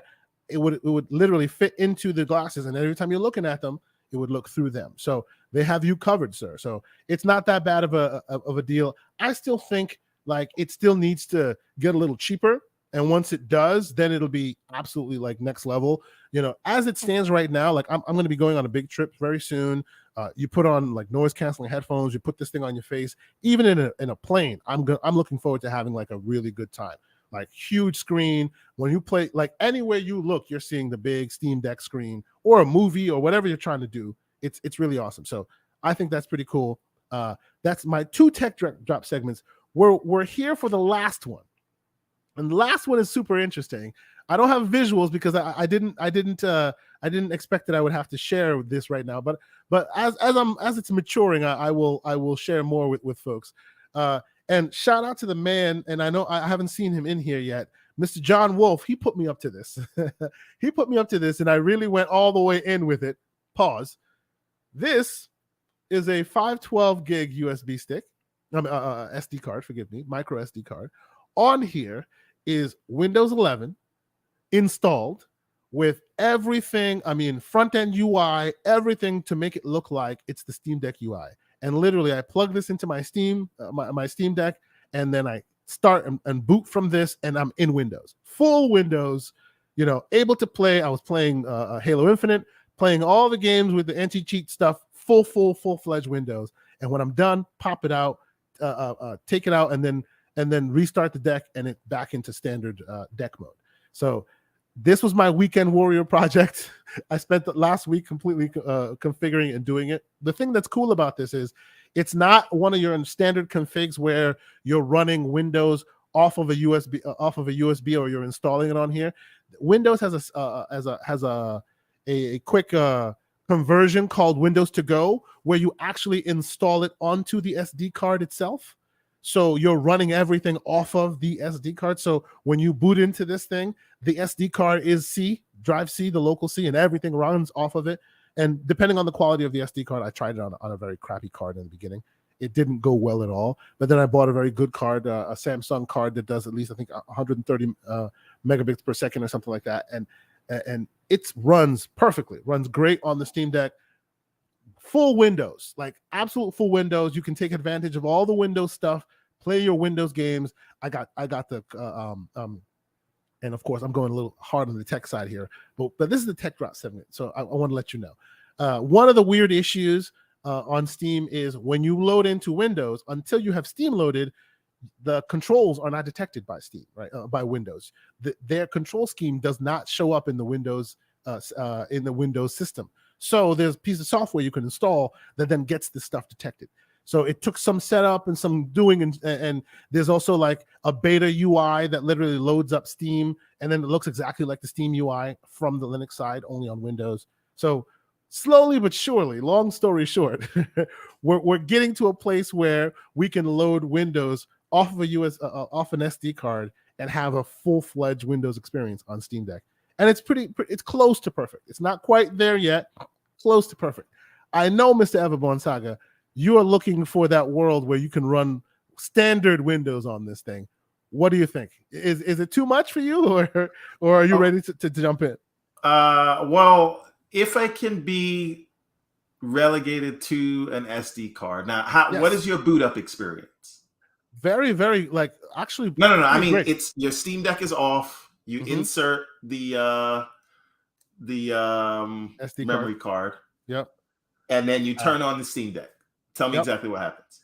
And you give. Can you demo this? Can you show this now? I was literally about to plug this thing in and demo it for you right now. Let me do that. Well, there we go. Let's show me how easy this is. You have to tell me what you're doing in the background. So, if there's any buttons that need to be pressed. And unfortunately, we don't have this thing. We don't have our setup set up for like a cam experience for two cams. So I'm gonna have to show you guys. We're gonna get the overhead cam to be. Yeah, I gotta work on that. I gotta get a better mic and a better camera so I can be back on camera. You hold down the volume down button and the power. It makes a noise. It comes on when it boots up. Hold on. Let me. Yeah, of course you have to make sure it's shut down first. It wasn't shut down. It was asleep. So never mind. Let me shut it down. So boot it up, volume down and power, gets it into, hey, which operating system do you want mode? Pick the SD card, and then I'll show you what happens. So it's about to shut completely down because it was already on when I did this. Hopefully you guys can see my screen. I'm angling it the right way here. This is riveting listening to, but for visual viewers, I'm sure you'll appreciate this. So I'm hitting the volume down button and I hit the power button. It makes a little Steam noise, and then the Steam logo will pop up. And then after that, it'll ask me which OS to install. There's literally two of them because the one is only the hard drive that came with it. And after that, you see a quick little blurb of something coming up on Steam, right? And it's like you give it a few minutes, it'll go through. I'm moving my screen. Saying which one you want to install or which one you want No. It asks me which one I want to run because it's not installing from Steam Deck. It's already installed on the SD card when you insert it. So the first time you boot up, it boots up as if it's just rebooting. It won't boot up as if you're installing anything. It's very, very unique how this works.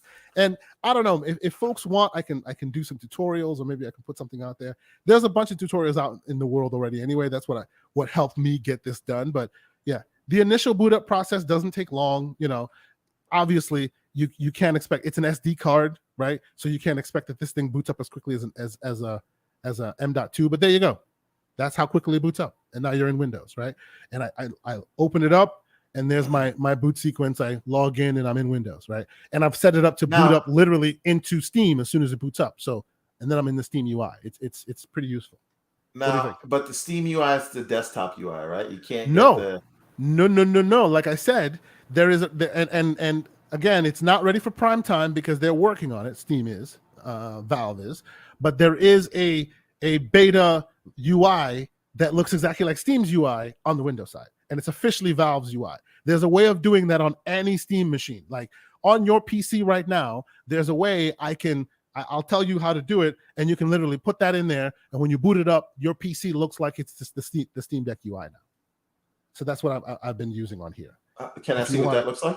You want me to, you want full demo mode today? All right, cool. No worries. I'll give you full demo. This is what the people came for. This is what they paid the big bucks for. The people came for full tech drop. All right, so.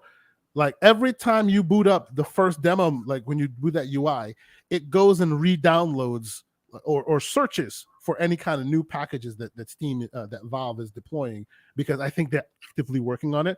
The first time I found this, when I booted it up, every time I went to like settings, it would crash because obviously. Can it's you on go Windows. like full screen and show it and show so people can see? Because No worries, no worries. Yeah, I will. I'm letting it, because since this thing is in beta mode, like I said, every time you go to download it, you go to boot it up, it has to get fresh bits from the internet. So it is pulling down the fresh bits now. Now, here's a question. Here's a question for you. Yes, sir. Is it? Oh, no. That's not what I want to ask. I'll ask that later. Mm-hmm. So this extra Steam Deck that I have here, what if I just make that the Windows device? And see, and that's the thing. I went through all these methods in order to keep my Steam installation the way it is, so that I can mess around with Windows. Right now, I don't necessarily advocate that you blow away the original partition in favor of Windows, but there are lots of really like intelligent people, way smarter than me, that are working on that problem, and we're much further along than when we were when we first got the Steam Decks, to the point where there's a lot of things that you can do on the Windows side that mimic what Steam OS can do as well, meaning, TDP manipulation, being able to turn down your screen resolution, all these various like techie features that help games run better, right? The thing why you'd want to do this is when people say, oh, how much of your Steam library can you use? When you're on Windows side, that's 100%. All of it. Every single one just boots. Heck, Game Pass. Native boots right there. I was playing what do you call it? The Moist game. I was playing a bit of the Moist game on there. Ran beautifully. It takes a minute. Like I said, it doesn't detect the controller right away. So there's a sub program you launch, and then it detects the controllers, and then it boots up. But I've gotten it kind of to a place where it's kind of seamless. It just boots and it just kind of works, right? So can you get that sub program to run at startup? Yes. Okay. Yeah. So you can get it all to run at startup. Oh, and you wanted to see? Yeah, I wanted to see UI. Windows running in the Steam UI, right? This just finished downloading. 10. Huh? Windows no. 10. I moved it to the corner. Okay. I'm a stickler for my old school. I don't like Windows 11 in the middle. So is this that UI? The Steam Machine UI? Look. Okay. Yeah, it's standard Steam UI, like your standard, just like you are in your normal Steam Deck, right? Only it's in Windows, and this is on actual. And that's Windows. Just running the Steam app, but yes. With the. Mm-hmm. Yeah. Okay. Now, if you go to like settings, if you go to places is that post up in the chat? Yes, sir. We see post up in the chat. I see. Welcome, you. good I sir. See you. Oh, yes, sir. Indeed. He's my fellow Microsoft Activision merger stalker. Oh, and I will lean on you, sir, because I know there's latest and greatest about that. And I'm definitely gonna. Well, I want to hear more about that, but. This has been the Tech Drop section. If you guys, and I guess I'm saying this to say, love love messing around with the tech stuff. Shout out to Mr. John Wolf. He also has a config running on this. He and I have been going back and forth. Yeah, I'm gonna let you guys take all the lumps and the arrows, and then when it's like turnkey, I'll let you know. Because I'll send you an image. I have this vanilla Steam Deck over here. I'm not gonna dual boot. I'm just gonna have that one just be straight Windows. You could, yeah. We're not ready yet, but when we are, like loading it on the M.2 would be awesome. Just like complete running on Windows, like and what I showed you here is not an unofficial build. This is literally from Steam, from Valve. They just haven't like promoted it yet. So if you can basically get it and run it that way. So soon enough, you will be able to do this officially, I suspect. And in that world, yeah, a full dedicated Windows Steam Deck would be pretty awesome. I'm looking for that. Jesus Christ, I got to make my own Xbox handheld. This is disgusting. But no, it's fun. It's a side. No, but we talked about this, right? We said the way to make it work is to have it run Windows games, and now you'll have all you'll get all the cross-platform and save benefits and all that. You have your local whatever, and Oh, yep, boom. absolutely. You get the benefits of your Steam UI, right? And you get your Windows and your Microsoft and all of that. You want to install Epic Games, you want to install anything you want. This is Windows, baby. You can install anything you want. And at the end of the day, you can then bring the shortcuts into Steam. So it's even then it's a seamless UI. Much like how, remember how in the emulation world you can bring like the games to look like they're part of the Steam element. Same thing you can do on the Windows side with the Windows Game Pass games. So you can literally bring Scorn into Steam, and it looks like it's part of Steam. You hit play, and it just starts loading up, loads the UI, the whole thing. And one thing before we drop the Steam this tech drop segment, as a matter of testing this, I played Scorn, I played more Moon Scars, Halo Infinite, Power Wash Simulator. Shout out to You Suck at Parking. Have you played that? It is so addictively good. You have to play that game, bro. It is so good. Shout out to You Suck at Parking. Listen, I found myself in that rabbit hole for like 2 hours, man. It was so good. Listen, is there a Tesla in the car? Because I could just put auto park and roll credits. Game over. As you know, I'm a guy who likes watching like indie style development and all of that. The way they take that small idea of, hey, how do you park a car? Stop, here's the parking, and they blow it out to like ridiculous levels, and they just keep upping the ante. And you're just like, how the heck? What worse could they do? Like, how else could they make this more interesting? And they just keep doing it. Y'all got to play it. It's on Game Pass, of course. Shout out to You Suck at Parking. It's very fun, very, very fun. But okay. Let us move on. This has been your tech drop section, but let's get back on board. And well, you know what? Actually, no, I'm wrong. There is still one more piece of tech drop stuff we need to discuss, Mr. Everborn Saga. You wanted to talk about the Quest Pro. Yeah, right? I need you to sell me on this thing because I heard $1,500 and then I tuned out. So I stopped paying attention to everything about it. Explain to me what it is. Why is it $1,500? And does this give the PS VR 2 a run for its money? Because I heard the specs were still better on that.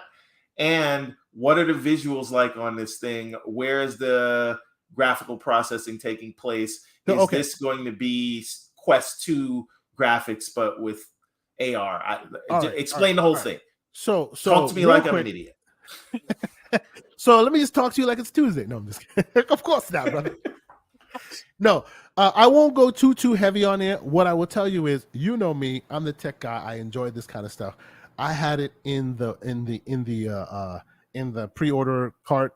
Like the buy button was there.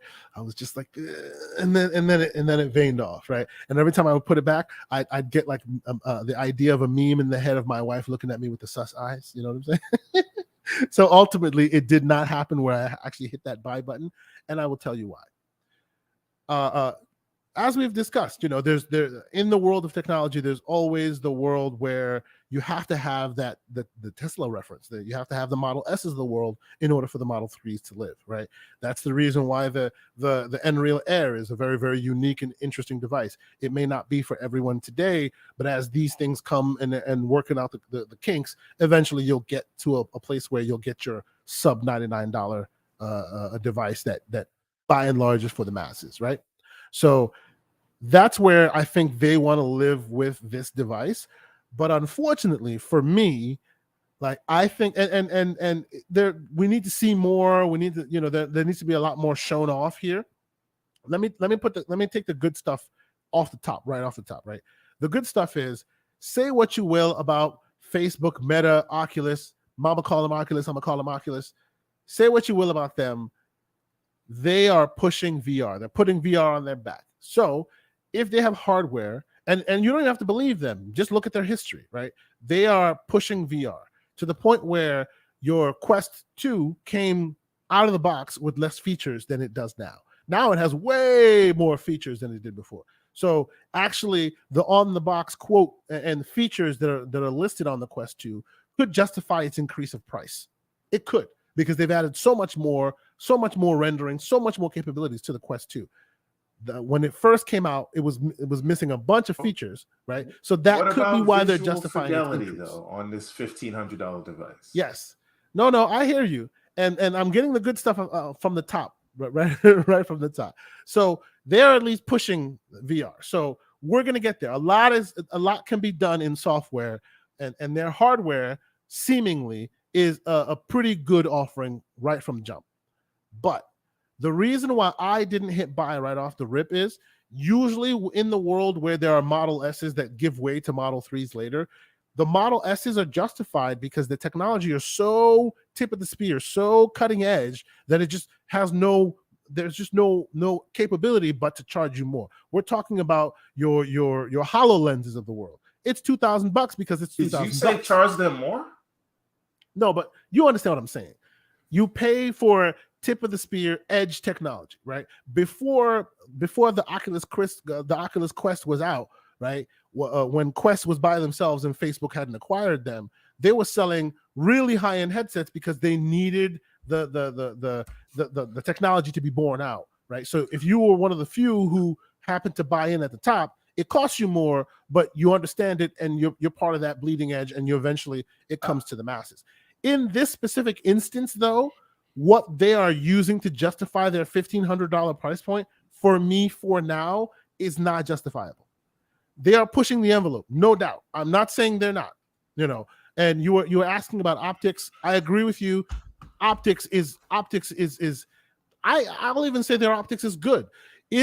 Are their optics next level? No, they're not. Because actually, when it comes to resolution, the PSVR 2 has higher resolution than this does, right? The Quest 2 is still lower than this. They've increased it well, and obviously they're trying to go more in a different direction, kind of not the step ladder of resolution. Oh, well, now it's 4K, so it's better. They're trying to use software and different lens technology. They have pancake lenses, which then folds that tech down, so you don't have to have such a big thing in front of your face. They can fold it down and still have very, very clear, very, very crisp technology. So they believe that even though it may not be like 4.5K because we have to be better than the last guy, it is now capable of fully being able to read text in VR, which was difficult before this, right? So they're saying that they're justified. I do want to say something. As someone who has used the HoloLens and was kind of blown away by it at the time. Yep. If they are saying this thing is actually doing AR, is it doing the kind of AR that HoloLens does? Well, that's the thing. They're using different methods to get to the same result. So, because when I heard about that partnership with Microsoft, I'm wondering if they had kind of, helped them with some patents or I have a feeling that and that's the thing that most people don't understand here. Microsoft and Valve, for that matter, they're all helping each other push this VR stuff forward, from software, from hardware. So I have no doubt that if you look deep into the tech here, you will see some hands in the pot from Microsoft. You'll see some hands in the pot from interested sources that you would not be aware of, right? So that's the reason why, by and large, when technology comes out in this specific space of VR, every time it seems like they turn a new corner. They have a new piece of tech so that no other one had. Let me see these specs here. Yeah, this is the on the box spec here. See, and here's another weird thing. Max refresh rate here, 120 on the Quest 2, but only 90 on the Pro. The thing you have to understand is when the Quest 2 first came out, 72 was the base. That's all there was. There was nothing more. And eventually they got to 120 on the Quest 2. So this one starts at 90, right? Doesn't mean it'll be there forever, because this started at 72 and got to 120. So that's what I mean by, as the software matures, it'll get better. Can you scroll down to the chipset? Because it seems like it's a minor upgrade on the chipset. It's not a minor upgrade. It's not a minor upgrade. And we need Qualcomm to give us a bit more details.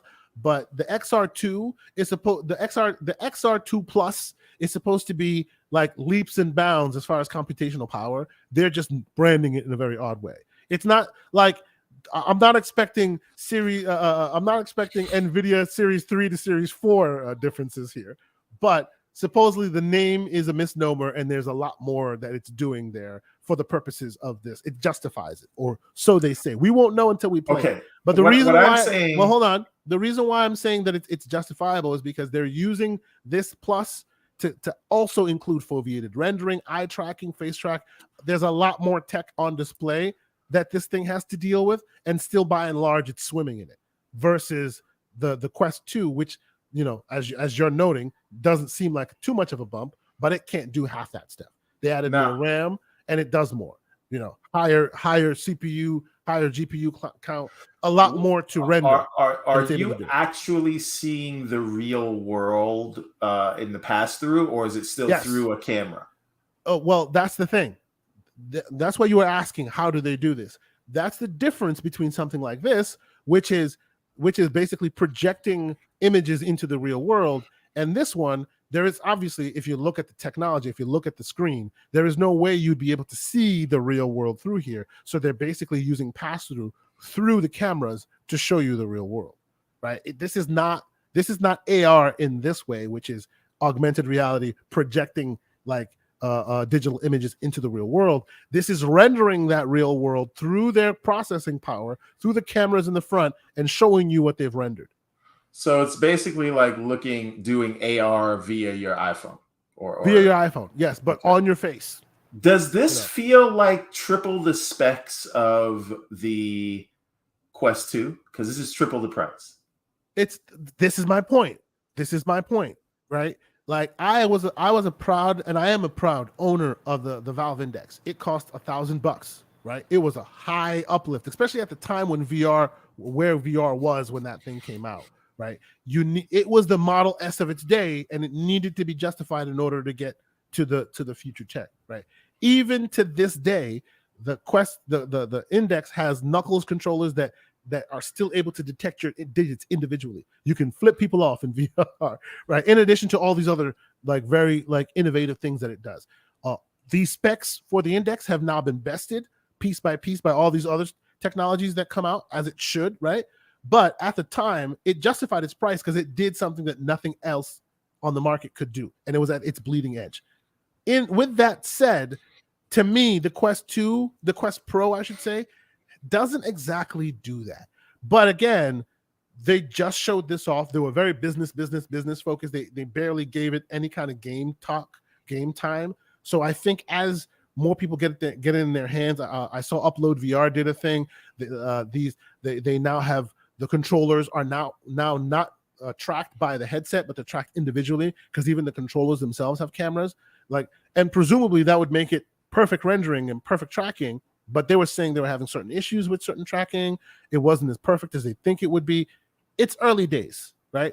It's not justifying the price for me just yet.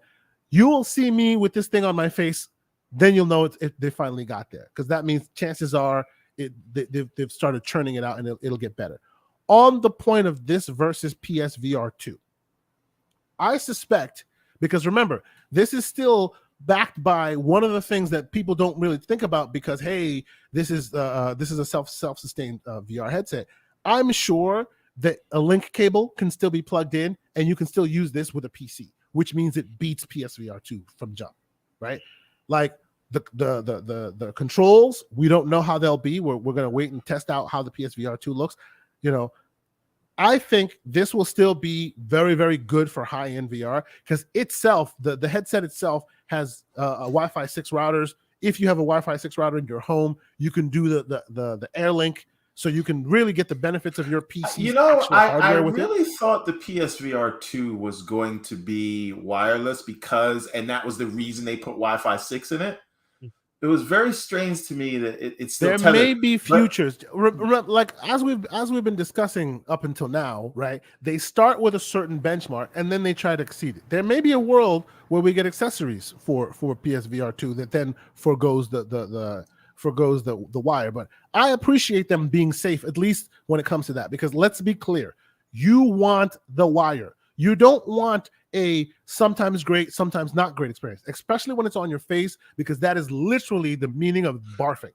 That's what that is. Right. When it comes to VR, you get what you pay for. And Slow-Mo, when we talk about the PSVR 2, I think we have to factor in the price of the PS5, because this does stand by itself.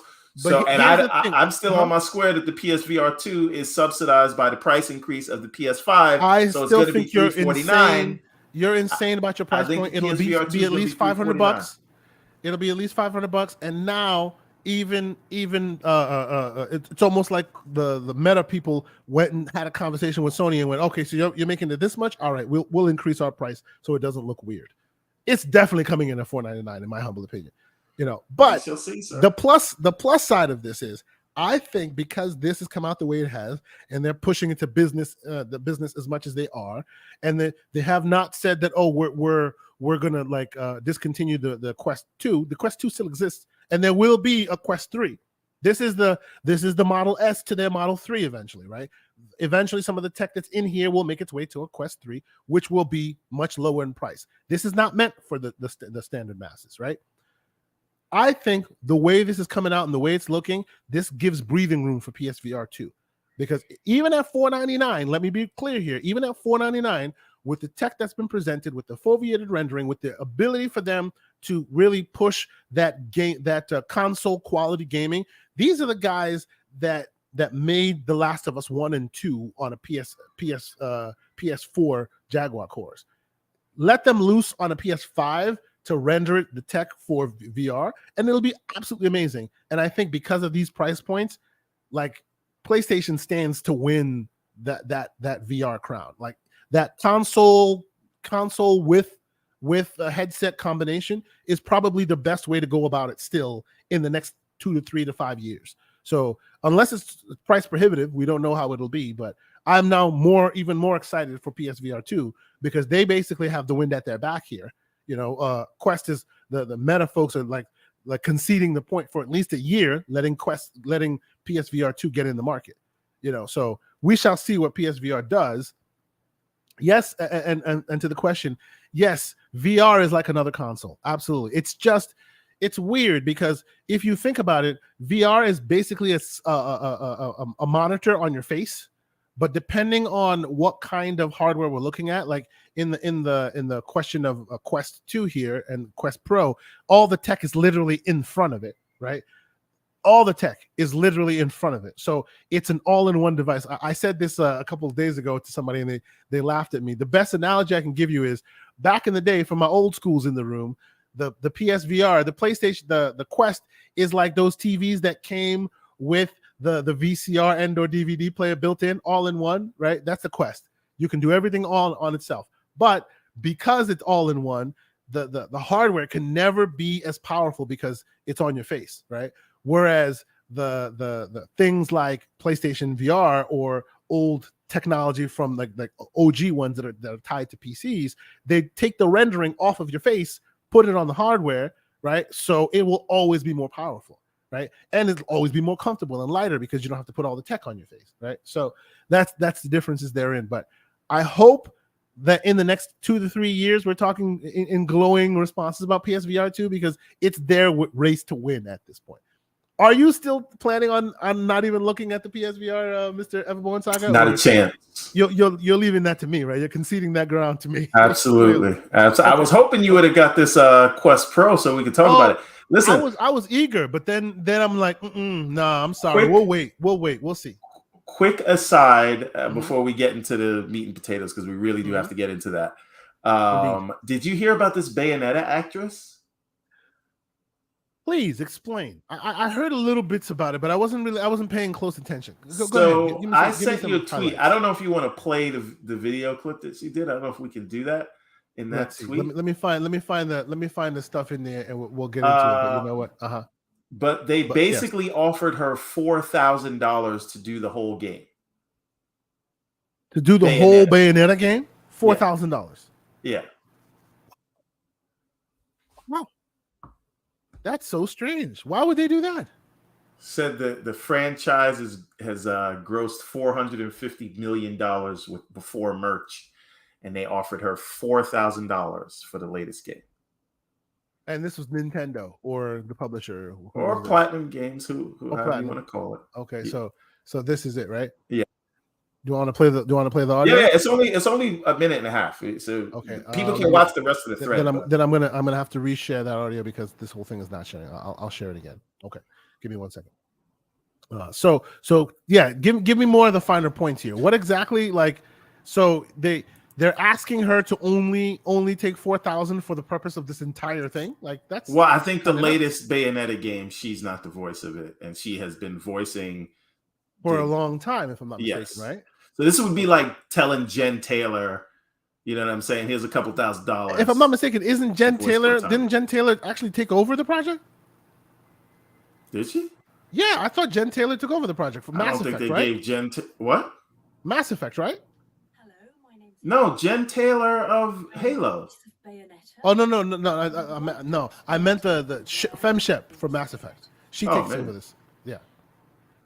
Bayonetta franchise made an approximated 400. Can we get volume on this? Can you hear it or no? It's very low.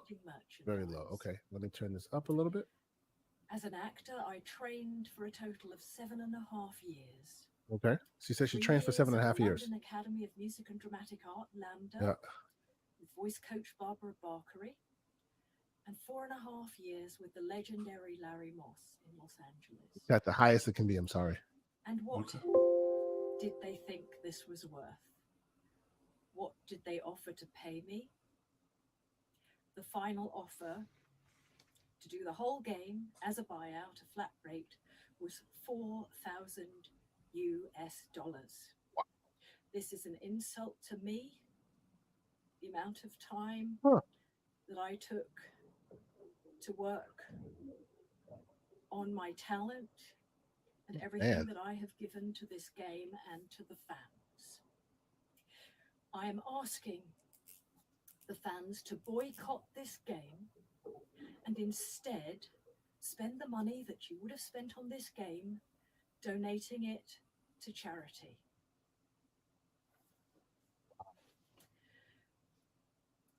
I didn't want the world.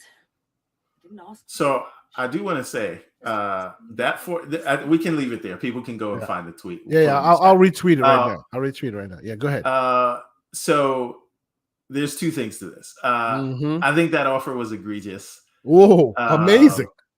But it does feel like she's using a little bit of her acting. Yeah, you know, she's got some political capital to spend, right in that tweet. You know, she has some political capital to spend. Why not? You know, they have misused her, they have abused her. So why not spend some? And I bet you her next offer will be higher from that. Yeah, so get the pitchforks out. Why not? $4,000 is crazy. Yeah. But we'll see how that turns out. Voice acting is a rough business. It's a rough business, absolutely. And shout out to Fonzarelli Gaming. I hear he's on the cusp of getting into it himself. I hope it goes well for him. Listen, but okay, man, I got some voice acting to record for this thing soon. Let's get into this. Let's get into this, right? Let's get into some gaming news proper. We'll start this quickly here. Keystone, what do you think? Oh, you mean Phil Shelf? Yes, Phil Shelf. What do you think? You know, and I don't want to toot my own horn here. Oh, here we go. When we first started talking about this is what he says before he toots his own horn, sir. Absolutely. When we first heard about the Xbox or xCloud dongle, I said that the market for this thing would not be a Fire Stick competitor, but it would be an Apple TV competitor, right? It would be a box or a puck that goes under your TV and works like the Apple TV, so you can watch TV and do. My question to you is why? Why did you think it'd be a puck versus a stick? What was your justification for it has to be a puck versus a stick? I'm just looking at the Apple TV 4K, which we have one under every TV in our home, and it is the Fire Sticks are just nowhere near as good as the Apple TVs.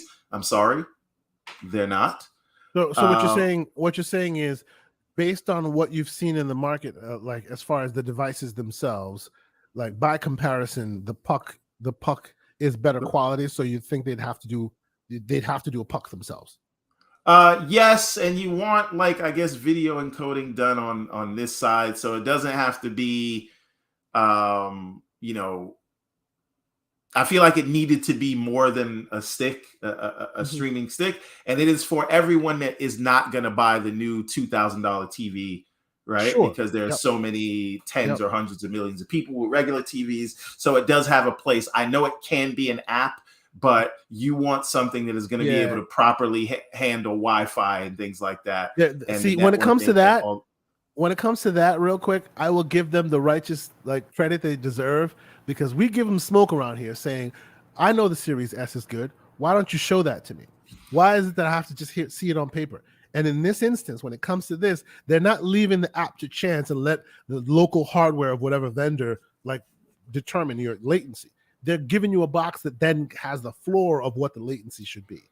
So that's a good look on that. And again, if you sell it as a puck, an Apple TV competitor, that is a thing that people understand. So you can sell this thing for people who watch Netflix and Amazon and all those things, and it's just a smart. Well, there is one thing though. There's one little bit of pushback I want to give you. And you can use your proprietary stupid wireless controller tech. Yeah. One bit of pushback I want to give you, and unfortunately, again, since Jez is not here, we're not going to be able to have a conversation where he can give his take. But he had some nuggets of information that was added in as this came to maturity. The reason why it seems that this thing has not come out yet is that they initially had the prototype done, and all it had was literally xCloud. You can't do that, right? But that's the problem, and this is why I was like, how are they going to solve this? They don't have a mobile platform, right? You think Microsoft has so many things. They don't have or want another platform to support. What are you going to put on this? Android? Then you got to deal with Android. No, what are you going to put on this? Xbox run... OS? They have to run another weird offshoot of Xbox OS. This is a nut that has not been cracked. That's why it's been delayed. This thing is quickly made. It's not hard to make this. It's not hard to have the hardware come out. Hang on a minute. I think that's exactly what it needs to be. Xbox OS. It's not. No, but that's my point. No, you're not understanding. You're right, but the point is, this little puck has opened the need for another stopgap platform, and that's not where they wanted to go. They wanted them all to tie into one, right? That's why your browser looks like Game Pass. That's why the apps go to Game. It's like they all feed into that one platform. But because, like you're saying, the Apple TV is what it is, and you can't just sell people a box that then just does that one thing. You need to be able to give them apps. It needs to have a maturing app store that when a new app shows up, you'd think, hey, maybe my box will get that too, right? If another Disney Plus competitor shows up, you'd want this box to potentially have. But that is why it needs to run the Xbox OS, and that's the reason why now they have to platform another little mini weird. Because you're saying that's what they're doing, but that's what's taking the time. Yes. Okay. Otherwise, we would have had this by now. All right, and we were about to have a large debate about why I thought you were wrong, but it turns out we agree. No, we completely agree. I just think it's unfortunate because had they had a mobile platform of their own.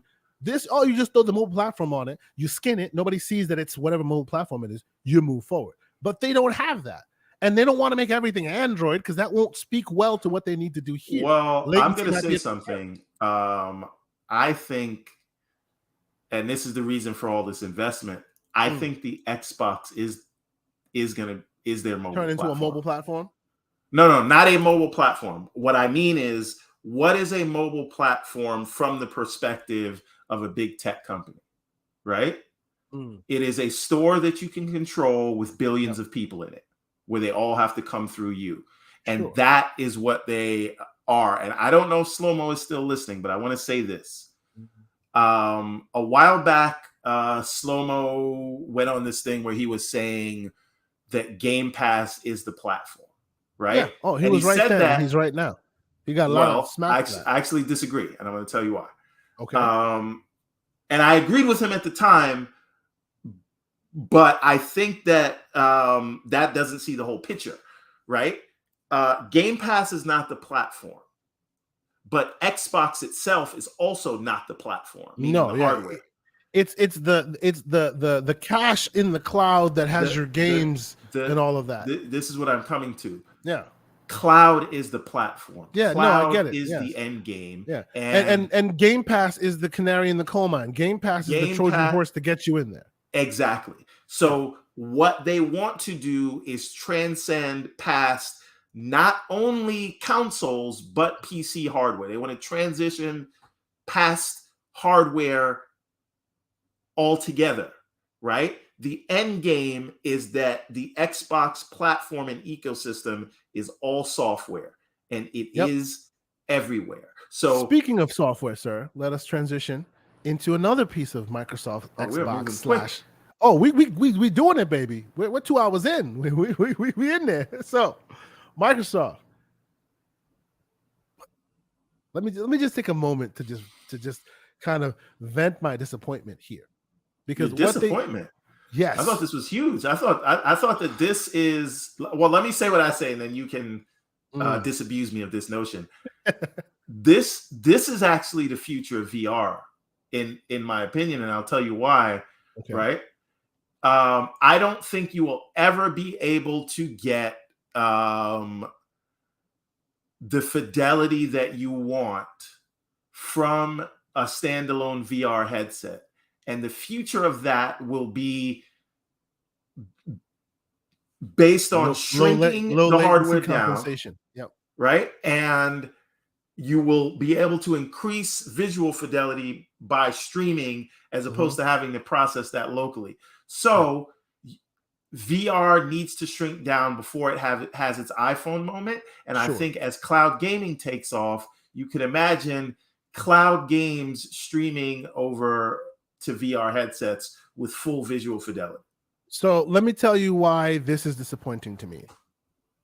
2 things. Thing number 1, you can do this today. Microsoft didn't need this app. You can go to the browser inside the Quest 2, load it up. You basically Bluetooth your controller to the Quest 2, and you're sitting in front just like this, playing this. No app necessary, the browser, and you can stretch the browser to a big monstrous level, have this big, beautiful pancake screen you're playing a game on. That's thing 1. So this is not something new. Thing 2, the Oculus Rift, the OG Rift, when it first released, it did not release with Quest controllers that people know now, the Rift controllers. It released with an Xbox controller because they hadn't gotten their tech ready yet. So the first few iterations of the games that came out, they came out with Xbox controller compatibility.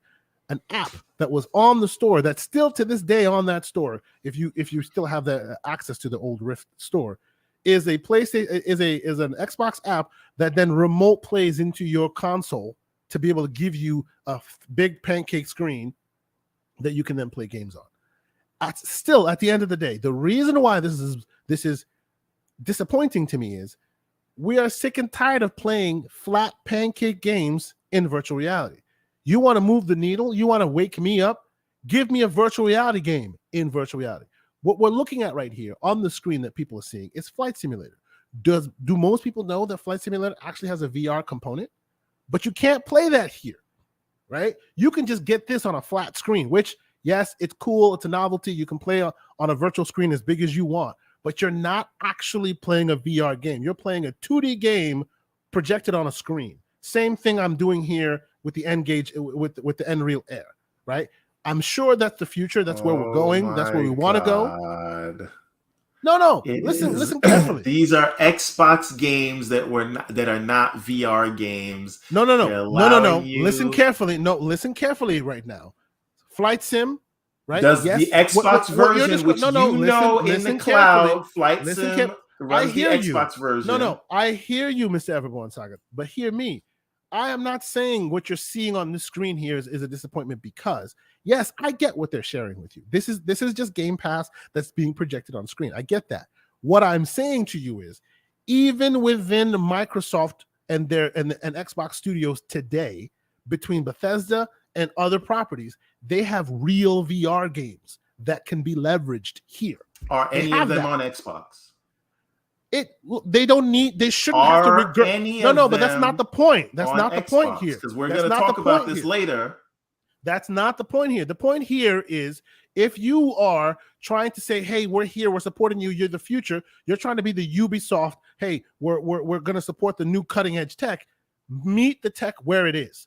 Don't give me a flat thing when you could do more. They should and can do So more. you want them to re-architect xCloud so it is running off No, of PC? I want them. If Or you're do going you to want open, the Xbox to be a VR machine? if you're going to open this door to, hey, Quest people, you cannot have access to Xbox games. Understand that there are people, and I'm not the only one that's going to say this, right? Because I know a bunch of people that are currently very disappointed. Like if you ask Asa right now, his number one disappointment with Microsoft getting Bethesda is all those awesome VR games are now dead, right? This is a way of saying, look, guys, yeah, we're not there yet. We're in beta. It even says it right here on the app. It says beta right at the bottom there. We're in beta, but our future is try and get those VR games actually to be playable VR. And you and me, Everborn, are completely in sync. I agree Not with on you. this. The future is streaming VR games to a headset, so you don't have to render all that hardware, right? Because then you can get rid of the tech on your face, right? It's all about streaming it to your screen and then focusing all the energy on getting your latency down. So yeah, the compression will work. We'll figure all that out, right? That's the future. I'm hoping they work more on that and give us a bit more of that, because this is literally a regurgitation of the Rift. I am saying to you, sir, that what you are effectively asking for is for the Xbox to be a VR machine. And if you think that that is a real... No, that's not what I'm asking for. Okay. What I'm asking for is, look, this is not just an entry port into... I understand exactly what Microsoft is doing here. I understand exactly what Microsoft and Xbox's interests are here. I get that, right? Another avenue into getting into Game Pass. 100%. I have no issues with that. What I'm saying is, as a person who's a Game Pass subscriber, I've already been able to do this. You can go to xbox.com/play, and the interface is identical to what you're seeing here. App or no app. It looks exactly like this. So it's like, and you've been promoting. Hey, why don't most people use apps on their phones, sir? I mean, sorry, websites. No, I get it. When they can download an app. Look, I hear what you're saying. What I'm saying is, to move the ball forward to get us where we really want to go, this stopgap play flat games in VR is not where we need to go. It's not.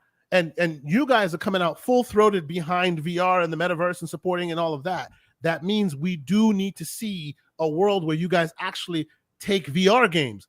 I don't care if it's part of Game Pass. This doesn't need to be another entryway into Game Pass. We already have one of those on Quest. I've been playing on Quest like this for a while now. This is nothing new, is my point. Right? Okay, but I've been able to do this for a while now. It is important because it is an app that can be in front of people's faces, and it will have more people and I don't take anything away from it. At that. If you are going to bring xCloud into the Oculus ecosystem, xCloud runs on Xboxes. So if there are no VR Xbox games, you cannot look for VR native. See, but that's the thing. Cloud there are experience. VR PC Xbox games. And none of those are in xCloud, because xCloud runs off of Xbox.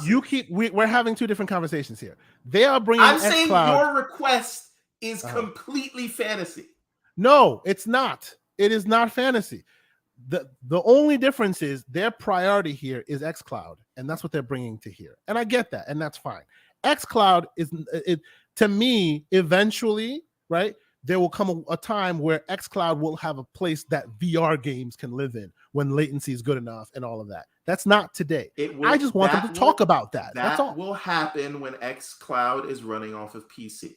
So we can have that conversation then. See, and that is what will justify them carving a piece of Azure to possibly run the PC variant so that the VR games can actually be streamed this way. I'm just saying here and now, for a person who's excited about VR, for a person who advocates for VR, this is this was exciting when the Rift came out. No, but this is my point. This was exciting when the Oculus Rift came out, because that's what they did here. And at that time, it was super exciting because you'd never seen it before. But that was almost 15 years ago. This exact thing was 15 years ago. They haven't changed anything. So this is my problem with this whole thing. Well, effectively, what you're saying is, oh my God, xCloud is an app on a TV. That's nothing, because I could already play xCloud. No, brother, it's an you're app. They're you're having standardizing a the conversation. experience. It's not. You're The having whole a point conversation is with a technologist that wants to see the ball move forward, okay, and all but I'm saying this is is, but this this ain't doesn't for you. move the ball forward. Exactly. This is That's all I'm you saying. want mass adoption of the cloud, so there's Yes. more investment in it. That's Understood. it. Let them have it. Let them make it easier for So the okay. plebes. All right. So in that, while we're still having this meta quest conversation, you heard them having this whole, everything's going to be for work. What did you think of that part of it? Real quick, before we move on to the I actually think they're that really promoting this for work. Do you see a world where we can live and work like this? That is a future hellscape that we should all be afraid of. But I do think that is what they think they can do with this, right? So if we're talking about, a world where increasingly we're working from home, if we talk about, a world where the people have these multi-monitor setups, can you prove to be more productive with these things? I do think, oh God, Terry Myerson and Alex Kipman, right? Jesus, It's just like, what are we doing here? Jesus. But that picture did not age well. No, it did not. But I do think that the new Quest Pro is the spiritual successor to HoloLens. And I actually think it's the right approach of mixing it with AR and VR. And doing it through a camera just takes way less tech to do than what Microsoft did with the HoloLens. And I do think enterprise is the play for the Quest Pro, and that's why they're selling it at $1,500. And this is why the integration of these Microsoft work apps are what did it, because Microsoft being there and people using it will have it'll incentivize other enterprise software makers. No, you're right. You're right. Yeah. Oh, and really a quick aside for those where is Jez Corden when I need him? I love this take of his. Meta has spent $15 billion on its VR dreams, and the demo still looks like something from Gen 1 Connect 360 era. Damn, hilarious. Oh, I wanted to hear his take on this part. But anyway, this whole thing, and I don't know who watched it, but his big feature was, oh my God, we now have legs in VR. Turns out he was lying the whole time. It wasn't locally rendered. They were putting it in post. Fantastic. They were putting it in post. Well, another thing that I want to say is I think the future for it not to look like that is will be cloud streaming. Cloud streaming, yeah. And on that, you and I completely agree, because that's where. But the other problem is, how do you run a cloud game at 120 hertz? That's the thing, right? That's the thing. You need local rendering. You need at high frame rate. It's very important that you don't drop down, because the rendering, the dips in frame rate really affect the human eye at that close range. All that really matters. I think that's why they haven't really gone where I'm saying they should go. But damn it, show us some dipping of the toe, because we need to see that. Like you're saying, and you're 100% correct in that. You will never see a really high-end AAA, completely immersive experience like where they spent so much money on this one project until VR streaming is worked out. Because you're not going to be able to get that tech locally enough on your brain, in your face, that won't be heavy as heck. You're not getting a 4080 on your face in order to play that. It has to be streamed to you. So until they work that out, we're always just table stakes. That's why I guess maybe the VR snob in me is coming out. Enough with the table stakes. Show me you're pushing things forward. You know what I'm saying? But let's move on. So I know you want to talk about the big story and all the moving and shaking. And again, at the top, like I said, this week I've been in corporate hell a little bit, so I haven't been paying attention to as much as the balls and strikes, but a lot has come out, right? And the one I'm posting here that you see on your screen here is Take-Two CEO talking positively about the Activision Blizzard deal. Before we get in there, and I want Everborn to break it down and share with me why it matters and why we should care about all the moving and shaking. Because some of them in the community, some of us in the community, shout out to many folks that I watch and respect. They're getting tired of this whole ABK thing, this balls and strikes, calling it all the time. There's always new drama. So clearly there's a lot of pivotal data out there now. There are PDFs with like deep details flying all over the place. Before we get into the main story, there are 80 some odd people in here. We had 100 a little while ago. Please consider hitting the like button if you haven't done so. I haven't checked the ratio. It's all that VR talk that made them go. Hey, man, look, we are here for the tech. We are here for the tech. Some weeks it'll be VR. Some other weeks it'll be other real interesting things. That's what we're here for. But if you're here, I like how you separated VR from interesting things. That's a very good way to put it. But anyway, the thing on your screen. Stop go ahead and stitching. Start. Yep. Right. Funny enough, the makers of Grand Theft Auto say we ain't snitches over here. Yep. Right. Partners Shout out in to crime. Sour Blow Gaming. Welcome, sir. Good to see you. Go ahead, so before we get into the main story, I think that Strauss Zelnick's interview, I think it was with Yahoo Finance or Bloomberg, something like that. Very interesting. I think it really highlights how other people and other publishers are looking at the acquisition. And again, part of Strauss's comments are self-serving because they just bought Zynga. So obviously he's going to look, he doesn't want to be a hypocrite like some other publishers and say, hey, we just did that. We can't say that it's a bad deal. But he does make an important point. I think everyone else, if you are a third-party publisher, Microsoft buying Activision Blizzard King, it doesn't affect you, and in fact, it creates opportunities for you. Oh, hold on. Doovie just made a very, very, very, very interesting observation. We now hit 800 subscribers. Thank you guys so much. 200 more to go. That is awesome. 200 more to go. Please hit that like button. I think we're going to do it when Sonic Frontiers outsells Ragnarok. Anyway, you sleeping on the Switch numbers. The Switch is going to put it over the top. You know what? And let's be clear here. So for those who aren't aware, Everborn Saga and I have a bet. Here goes his gaslighting. Let's go. No, Everborn Saga and I have a bet.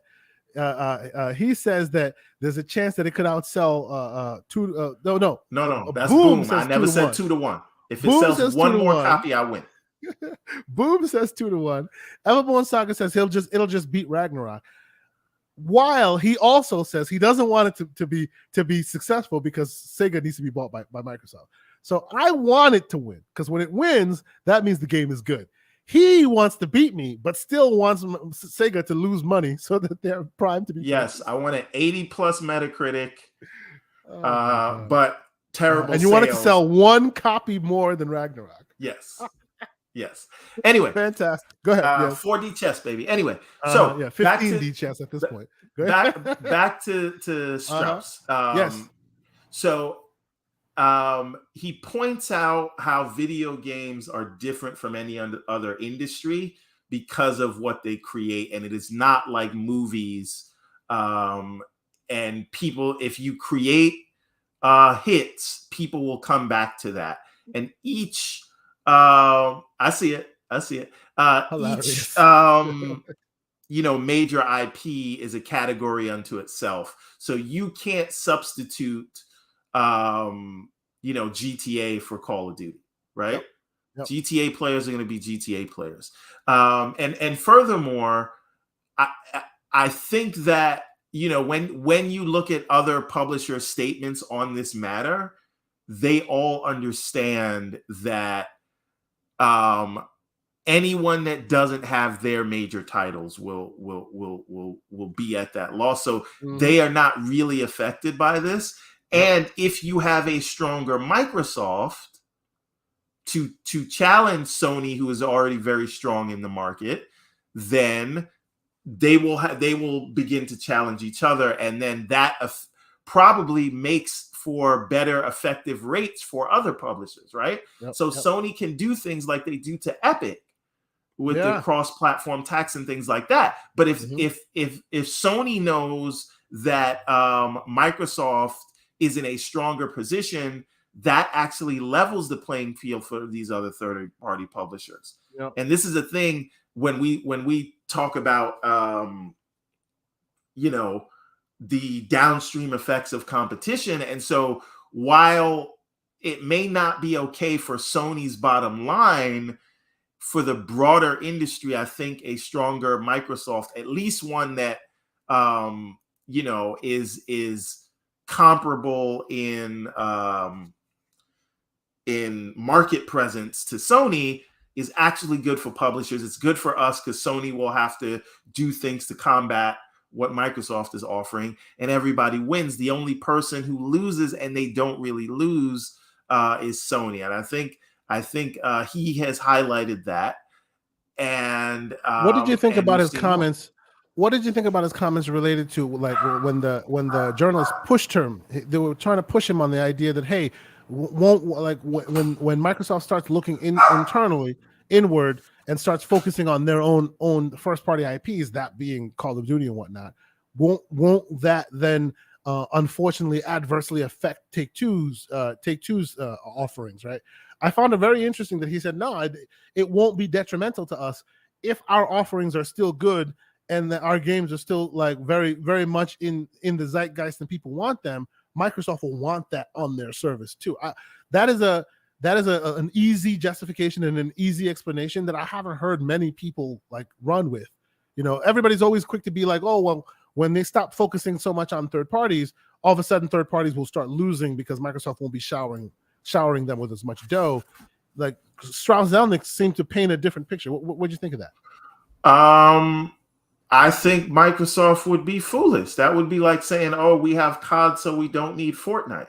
Exactly. Or we don't need GTA. That makes no sense, right? This is the thing, right?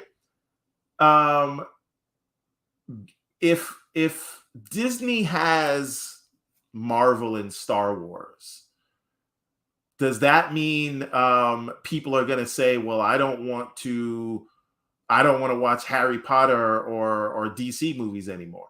I mean, they kind of are saying that, but that's because those haven't been good lately. But that's provided the movies are good or the games are good, people are going to. Amblix, a quick aside, Amblix put something in the chat. Yeah, I saw that. I don't know if you saw that too. I don't know how much of the rounds it made. League of Legends is putting a character called Cassante into the video. I saw that. And it's literally a bite. It's bite of West African culture. It's bite of my name. The whole thing. And to add insult to injury, right? They even added the armpit drums, the little Black Panther, at the end, just to kind of. And he's not a panther. He's a lion. I'm just like, come on, guys. This is your second role after playing Captain Keys. Move forward. So. Okay, sure. But anyway, I think it's. I think I hope they offered you more than $4,000. I know, right? I think it is telling about specifically the CMA's response to this, because we can see that other participants in the industry are not worried about it, right? And ultimately, and this is the thing, I'll talk to anyone who pretends to be against this deal. And listen, if you are a PlayStation fan and you don't like the deal, say that, right? Do not pretend that you care about workers or competition or anything else like or just say, nope. I'm a PlayStation guy and I don't like that I might lose COD. That's if you said that, I feel like conversations can more earnest, right? And we can debate that, right? Yes. But it's this moral grandstanding because this stuff. On the flip side, as an Xbox main, right? I appreciate that these games are coming into my service. I already pay for it, don't have to pay extra for it. That's where we can have our conversation. You can disagree or agree with me, but that's where I come to it with. If I wasn't a part of that subscription service and it was coming there, then yeah, it may not serve my purpose. So if you come to me or come to the debate saying, hey, I'm a PlayStation guy, and because of that, I don't like this because that means it leaves my service. Hey, that's a take, an honest take, right? Listen, if Sony buys Sega after I finish crying myself to sleep, when I get up the next day, you're not going to hear me make arguments about this is going to cause lessening of competition. That's like you going, that's like, man, Sonic is done. It's over now. It's over. He's never going to come out ever again. And then the next day you hear Sony announce, we're going to give Sonic the Ratchet and Clank treatment. It's not going to be good because it's Sony. I'm definitely not going to say that. I'll be on board. You know what I'm saying? But that's what people are saying. You know, Call of Duty is now going into better hands, and they're like, oh, it's going to be crap. Like, sure, okay. Whatever, that's fine. I'm just talking about the people that are tagging the CMA, I'm not going to say his name because this is why these people do that, but literally tags the CMA and said, Microsoft lied to you about not using Azure, right? Make sure you look into this. And I'm just saying, you don't care about competition. You don't care about playing fair. You don't care about organic growth. All you care about is gerrymandering. Right. You care that Microsoft is buying this thing, and it's fine to do that. Right? It just don't be full of it. Now, but I think it is also telling that the CMA's pushback against this deal it sounds like it's in favor of PlayStation because PlayStation was the only one that complained. And you know what? Again, I've invoked this man a few times on here. I was looking forward to Jez coming on here because he has a completely different take than you do on that. And he went way into conspiracy town. He said that they're on the take. Yes, you see. Now I'm not going that far into it, but as a person who lives in that region and has things to say about his government, I wanted to give the man some air to speak because look, an Everborn Saga, you know, usually you're like I love going back and forth with you because even if I disagree with you, there's always some kind of knowledge, there's always some kind of nuggets to be mined within your takes, right? And in this specific instance, right, it seems that even other regulatory bodies, even other like journalists, they're all coming on the side of, come on, CMA, this is an unusually bad look for you. And you're still saying that it's just a fog of war. You know, I wanted to have that conversation with you. I want to talk about this. So here's the thing, right? It is fog of war, right? See, you keep saying that, but those who pay attention say the CMA is unusual in this instance. Let me other regulatory bodies are not. Let me explain. Continue. If the CMA could be bought, they would have been bought by Microsoft. Let's be clear here. No one's saying if bought. They are. That's Jez Corden's line, and I'm sure he was being hyperbolic. We're not talking about like this is corruption and going in that direction. I'm speaking specifically from myself, right? Myself. The framing of the argument that I am making is this. Let's be clear here.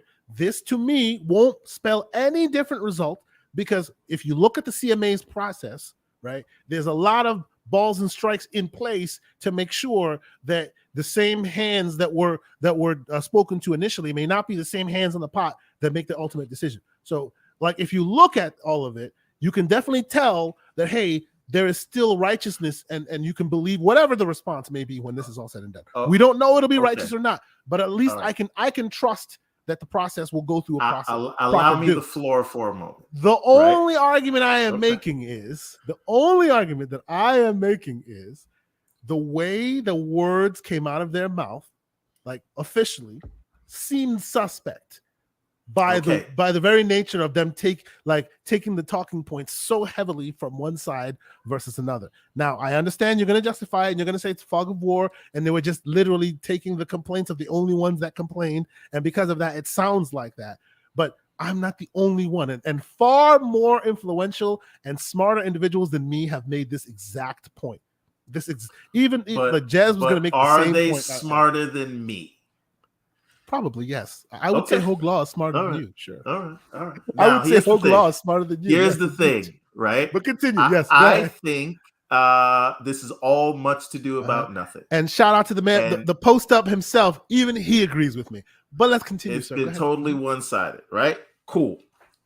I think that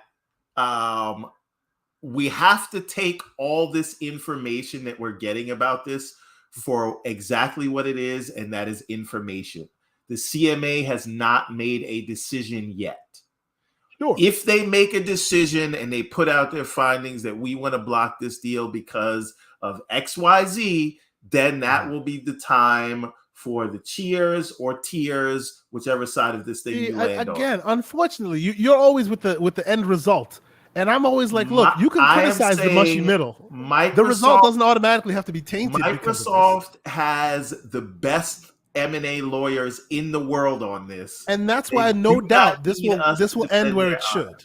Right? I agree with you. So, yes, but again, just because the end result will be what it will be does not mean you don't get to criticize what's happening. Let me thread the needle. I also, as a life policy, do not stress out over things I have no control over. Sure. Yeah. So it is my stoic philosophy. Although, let's be clear here, man. I wish I had a camera or audio when Everborn Saga first heard the CMA response. He was just as livid. He was just as livid. I was there. And then I calmed down. Right? You have to think about these things. So, but anyway, all you can take this information as it's just information, and that's it. You have to let the process play out, and I'll tell you why. Right? Mm-hmm. If you and again, I was just as animated when I first read this. So the first thing I did after that was go back and look at other decisions that the CMA has made. Mm-hmm. Right?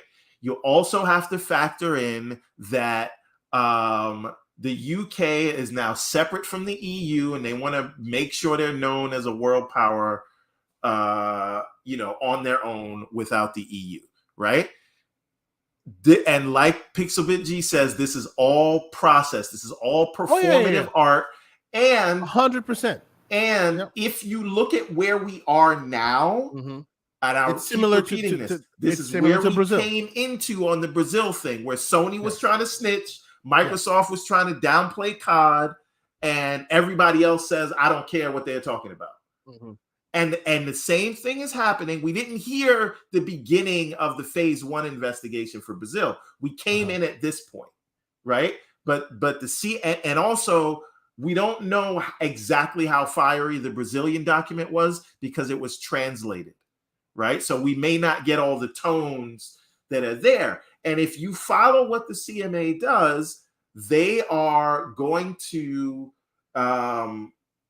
they're going to say what their concerns are, but the phase 2 is actually proving it. And if these arguments don't hold water, they will not pass the smell test in phase 2. And what Microsoft wants right now is for all of the conversation to be focused on COD and PlayStation, because that's an easy battle to win. If you are focusing on COD and PlayStation, you are not focusing on the cloud aspect of it. You're not having them slice the market for multi-game subscription services into something where it looks like you're the biggest dog. Because you can slice up any market to make it look like you have a large player there. And if anyone tells you that, it's Apple graphs on how much more power and how much more powerful. Yeah, absolutely. Right? You can make lies, and statistics. And all I'm saying.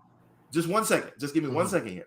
All I am saying is I think this is going to play out very similarly to how it played out in Brazil. Not because they're taking cues from Brazil, but when you look at the arguments they've laid out, and the language has I think, calmed down since the beginning, but that's only my reading of it. I think that and this is, again, an independent panel of the first group. So whoever did phase 1, it's a new group of people. And those people are listed. You can see any different conflicts of interest that they have. And all of them are scholars. And that's the reason to do. That's the false argument that we keep making here. That's the false argument we keep making. And I'm not saying that you're making that, but people keep jumping to conclusions on that because you took issue with how they said what they said, now all of a sudden the ultimate result is tainted, or that people are on the take. None of that is what I am saying. I'm not saying any of that. I have done. I just When I first, well, hold on. I don't want to say When that I I don't first- want us to say that the CMA is corrupt or whatever. No, Let them no, have no. the decision. But and this is my then point. When make I that first assumption. heard this, when I first heard their fiery language, I too did some background research on how they talk. And you're absolutely right.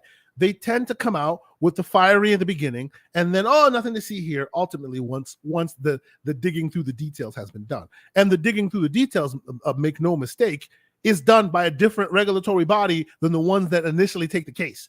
So yeah, you can yell at them and say, we have to clarify that they actually still work for the CMA, but it is their job to be the independent. It's a different group. It's a different group. Yeah, there's one group that takes the case and hears the complaints, and another group adjudicates it, does their research, and finds out whether the complaints that was initially made is sustainable and true, or if it's nothing to see here. So all that is true. So because of all this, and this is the research I did right at the beginning when we heard the language from the CMA, right? So all that made me go, okay, even after all their fiery language, there's enough balls and strikes put in place to where you can't think that somebody can have an unfair interest or unfair influence on these people to make them vote one way or another. It's really like there's a process that's been put in place to stop that from potentially happening. And so let me be clear. Phase 2, they have both sides, or anyone who's making these arguments, the third-party arguments, they have to provide documents. They have to provide evidence and proof. When Sony provides their documents and their contracts versus Microsoft providing theirs, that they're going to come down with this same thing? It's not just lip service. Obviously, it's not just lip service. There has to be proof that goes behind it. All of that is true. But the reason why I always caution us when we're having this conversation is it seems like if we're having a conversation where the initial statement by the CMA is criticized, it automatically goes to, well, they're not corrupt. Oh, they're not, no one is saying that. I am not saying that. Yes, some people are getting hyperbolic and taking it all the way there. A lot of people are saying that. Sure, but let me be clear on what I am saying, okay? Because I don't care how it's being spun in the zeitgeist right now. I want it to be clear. I don't think any of the hyperbolic language will ultimately affect the final result because I have done my due diligence on the research side, and I'm confident that the way that the process plays out with the CMA is above reproach. So even if you get somebody who's sympathetic to Sony on the CMA board, it's a very hard for them to influence it in one way or another because it changes hands so much, and so many different people who are very much tip of the spear in their respective environment are charged with adjudicating. You can't influence so many different people. You can maybe turn one head, but not 5, 6, right? As the process goes along. So let me be clear. I have me personally, never thought that because of the fiery language that it'll automatically end up one way or another. All I'm saying is, and through many different other people who have said the same thing, I seem to have been in my head anyway. I'm vindicated in my thoughts on this. That CMA, when you speak the way you do, right, especially to those who don't know CMA, who just have come to the CMA through this process, you lose confidence of the market. You lose confidence of the people that are paying attention because it skews the perception in one way or another, right? There are many regulatory bodies that do this exact same work, right? Only the CMA is being criticized the way they are. Yes, it's true, Everborn Saga. Yes, not every regulatory body comes out and puts tweets out and does all this. They all do it differently, right? Brazil releases documents officially. CMA does it through tweets. There are many who won't even speak at all. All I'm saying is it's not about, well, this will mean this or this will lead to that. All I'm saying is what they did as an introductory thing to people, right, rubbed a lot of people wrong because it does not fill you, the consumer who doesn't know who CMA is, with confidence that, hey, these guys are just going to look at what's going on and adjudicate fairly, because their first foray into the market, the market because you're a gamer and you pay attention, you watch shows like us. So what's happening in this market. You know what PlayStation does. You know what Microsoft does. You know what Tencent does because you've probably been listening to us. You've been shout out to Mr. Boomstick and all these other shows that you pay attention to. So when you know that and you don't know CMA, and the first thing CMA says is literally putting Sony's talking points on their back, whether it's righteous or not, whether ultimately it ends up being nothing or not, you should not be criticized for thinking, that is not cool the way they're talking. And that's all I'm saying here. Doesn't mean that it'll ultimately mean one thing or another. Doesn't mean any of that. But still, in my humble opinion, CMA deserves the righteous smoke, because if you don't want that in the future, CMA, maybe put in quotes, Sony said, or we're looking into this because these two market participants have these concerns, rather than coming out and like making it sound like these are your concerns, right? Even though if you look logistically in, it's because this person complained versus that. I hear all of that, and all of that is valid. It's just for an end user, somebody who doesn't know it, you come into the space, you hear what they said, and it automatically fills you with, well, I guess they're corrupt, right? A lot of people said that, and you can't blame them, because the way CMA was talking was suspect, right? Someone should talk to them and say, hey, if you don't want that to be the perception in the market moving forward, maybe cultivate the way your first communication with the public a bit better. Be a bit more removed from the situation, rather than making it sound like it's coming from you, right? Doesn't mean the end result will change. Doesn't mean we don't trust the end result. Doesn't mean any of that. It's just they deserve righteous smoke, and they're getting it because the way they talk made them seem suspect, made them seem like they're one-sided. Whether they're not or not is not the point. It makes it sound that way, right? And we know when it comes to politics, when it comes to regulatory bodies, the perception is just as important as the fact. I'm actually going to throw you a bone, right? Please. Anyone who has read this CMA document, right? Mm-hmm. You can go to section 173, part C, right? Mm-hmm. I'm going to read that paragraph to you. Please do. All right, hang on. Let me find it. Now, you just like to argue with me. I know you know what I'm talking about. No, listen, I'm throwing you a bone. Never say I've been unfair, right? There are few, if any, alternative franchise with COD's level of brand awareness and popularity amongst gamers, while the parties submitted that PlayStation itself has some exclusive franchise, such as Marvel's Spider-Man. The CMA believes that these do not come close to having COD's level of success. Right? I mean, it is literally crying Ryan talking points. Get out of here. It's ridiculous. Come on. Wait a minute. What? Let me give you section 74, paragraph 174. Sorry. In relation to the parties, they're talking about Microsoft's responses, right? Mm-hmm, so when they say the party, they're talking about Microsoft. Yep. In relation to the party's submission that Nintendo itself is successful without offering COD titles on its console, the CMA considers that this is likely due to the differentiated hardware and context that generally is targeted at family-friendly audience. The CMA which is also BS, because there's more NSFW stuff on Nintendo than even PlayStation or Xbox. The CMA believes that the ability of few games exhibiting violence, such as Postal Redux, does not undermine the conclusion that most Nintendo content appeals to a different customer segment.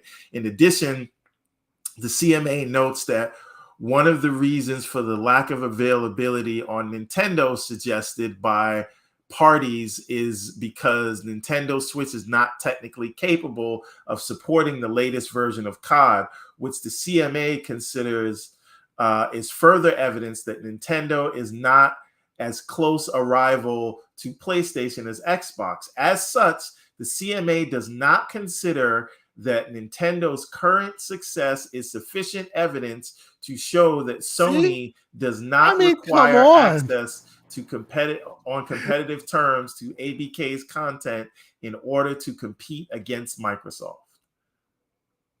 But yeah, it's true that they've sat here all this time. Yeah, it's true that we're supposed to just be keeping an eye on the chair. But if they get up, where will they go? Yeah, they've been sitting here and everybody's been standing. But no. But yeah, it's true. We're supposed to just take care of the chair. But where will they go? It's important that we know where they go. And if they have nowhere else to go, then maybe they should keep sitting here. Here's this is the last section I'm going to read. But Please. This is where you see what this is all about. Mm-hmm. in relation to the parties, remember the parties is Microsoft, if you're reading this as a reference. In relation to the parties' submission on Sony's contract protections, the CMA notes that the proposal to extend ABK's agreement with Sony beyond 2024 is yet to be formally agreed, with the terms of the proposed agreement under continuing discussions. In any event, consistent with CMA's merger assessment guidelines, the CMA acknowledges that this contract may provide Sony with some protection, at least in the short term. The CMA is not minded to place material weight on contractual protections when considering the ability of the merged entity to foreclose its rivals, though. For example, denying access to current or future versions of the input ABK content in this case. This is because, for example, such contractual protections may not account for all possible foreclosure mechanisms that could be available to the merged entities. So in other words, may be renegotiated and terminated early, or may not be enforced depending on respective parties' respective bargaining positions. Yeah. So in other words, we hear that they're giving a good faith deal, but what about after we're not paying attention? What about in 2028? What about in 2030? What about eventually when maybe at some point maybe Microsoft might be able to capably stand toe to toe with Sony? That's not acceptable. We need Sony to have bargaining power today and forever, because if not, they may not be able to sit in that chair, and we care about them sitting in that chair. That's what they're saying here. How is that okay? And for those paying attention, in my analogy, the chair is the competitive gaming market that the CMA in Brazil should be caring about. They shouldn't give two craps about who sits there, as long as someone sits there. Today it's Sony, tomorrow it should be somebody else. They should just care that the chair exists, not that specifically Sony is sitting in it. And Brazil made that absolutely clear. And this is saying that they care far more about Sony sitting there than the chair itself. Please tell me I'm wrong. We will see. We'll see who what the independent panel says. But I think that's the tip of the hand, right? And the tip of the hand. Shout out to Hargeet Chani being in here. Thank you for being here, sir. And it's even better when you agree with me. I think you agree with Everborn. You don't think the CMA's response was laughable? I think it reads that way. Yes, but again, the people writing this are not writing the phase 2, and you knew this was going to get a phase 2. True. Yes. Did anyone here think that a deal this side wasn't going to go to phase 2? See, but again, just to be clear on what the back and forth and the debate is here, phase 2, the other body that will then make the final adjudication of this, has nothing to do with the criticism. For me, has nothing to do with the criticism at hand here, right? First, it was, they appear to be taking PlayStation side because your justification at that time was, well, Sony's the one complaining, so it has to sound like it's coming from Sony. I get that. Now there's been additional justification. There's been additional word from PlayStation and Xbox. And still, even when it is clear as day that, you're misguided in your assumption that this is all Sony's the wallflower here, they're still in their responses standing behind Sony. So what's your justification there? Yes, it's true. Phase 2 has nothing to do with whoever's writing this now, has nothing to do with whoever came out with that fiery language. Don't you see that this stuff paints a bad picture to those who think the CMA is supposed to be this impartial regulatory body? It looks very one-sided. It's painting a bad picture to people. Of proof is higher in phase 2. So if someone in the market brings up a complaint, you have to side with them, and then you have to now investigate. You have to side with them? You can't just investigate? No, it's not. No, the investigation happens in phase 2. Somebody came to you, you have to take it on good faith. In phase 2, you shut that shit down. That's my second one. Right? I think ultimately this is going to end, and it is going to be much to do about nothing. And again, if you go and you look at the the people involved in this, right? This is the new panel that was assembled. You can go see them and tell me if these people look like Sony fanboys. No, but that's exactly the point, though. That's exactly the point. So with that in mind, again, this will not, and let me be the one to say it because maybe my voice is getting drowned out by all the fanboys. Sure, this, in my humble estimation, will not matter ultimately, right?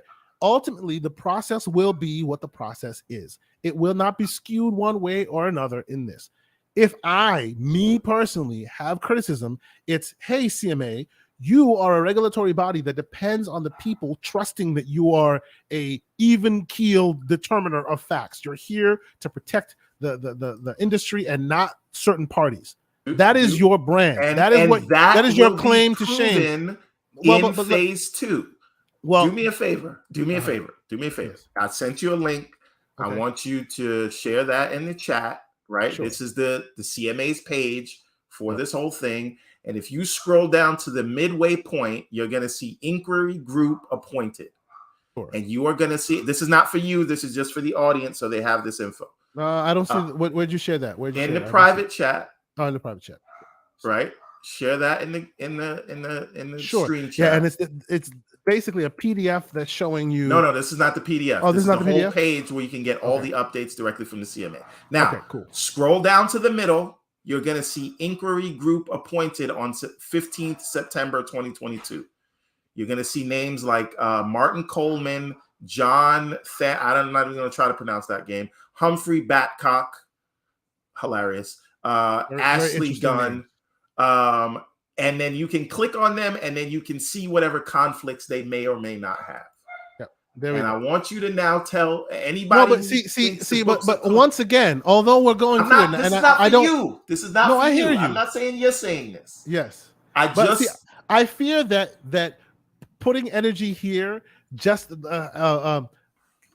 speaks to those who are afraid that the initial fiery language now means we have to like check the creds of everybody because there could be, of course not. If you're gonna make the accusation, then you should do your legwork and make the what you call. No, but that's the thing, right? It's not about making of the accusation, and I think you and I are not arguing here. We're not, but I am arguing with the people that will watch this later and the people who think the fight is fixed. And I'm saying the fight is fixed, but it's fixed. Well, to be fair here, if you want to say, look at these people, can you look at these people and say they're in pocket? If I see this man and I see this woman and I go, could they be in Jim Ryan's pocket? You can see it. Just okay. I'm absolutely joking. Obviously, I'm just absolutely joking. All right. So anyway, clearly, they have no bearing on any of this at all. My ultimate word on this is take this as entertainment for now until a decision comes through, and then you can make your assumptions about whose side they were on. Because I think the phase 2, more in depth with higher burden of proof, is going to crap all over every one of Sony's arguments. And I don't. That's what I think is going to happen. I'm sure, by and large, that's where we're headed for. And remember, we had this conversation early on where we were like, Sony doesn't want this because when you dig through the crates, it's nothing but a bad look for them. So again, we are in 100% alignment there. And I just think that before we get to part 2, you kind of dirty your image a bit, CMA, by speaking the way you do to people who don't know who you are. Maybe be a bit more careful. But none of these people care about the CMA. They care about the Microsoft deal. They don't care about truth and justice. No, but honestly, look. Like take it from somebody like me. Once this is said and done, right? And let's be clear, I knew about the CMA when they were holding Disney back. You know, they do what they need to do, and then sometimes they do it in a very good fashion. They were part of holding Disney back, as was Brazil. They're part of the ARM deal. You know, all of that stuff. I see them moving, right? But if you're not one who pays attention to this stuff on all the time, and then this stuff leaves a bad taste in your mouth as it does, the next time you hear they are adjudicating some regulatory environment, you're not necessarily too confident that their decision-making process is good. All I'm saying is, If that's not what you want, CMA, calibrate your talking points from jump. Doesn't mean the end result has changed. The CMA does not care what we think. They don't have yes, to they do. calibrate Yes, everything. they do. Yes, they do. Every regulatory body cares that the public has confidence in their capability. Does not give a flying 747F about what Twitter, console warriors on Twitter think. They don't care. Okay. In general, on Stephen Twitter, okay. A. Smith, but in general, we don't care. True. But I think you understand what I'm saying. Let me finish on this point. I know what you're saying. Finish I understand what you're saying. I think let's just because I think we're going back and forth on that. We don't going to get anywhere. So, but I do want to say this. I am of the belief that Microsoft is steering the discussion. And if we make a big hooting and hollering and all of this howling about COD, which we already plan to keep on PlayStation anyway, because it is a walking advertisement for Game Pass. True. We'll give them a 10-year contract. Who cares?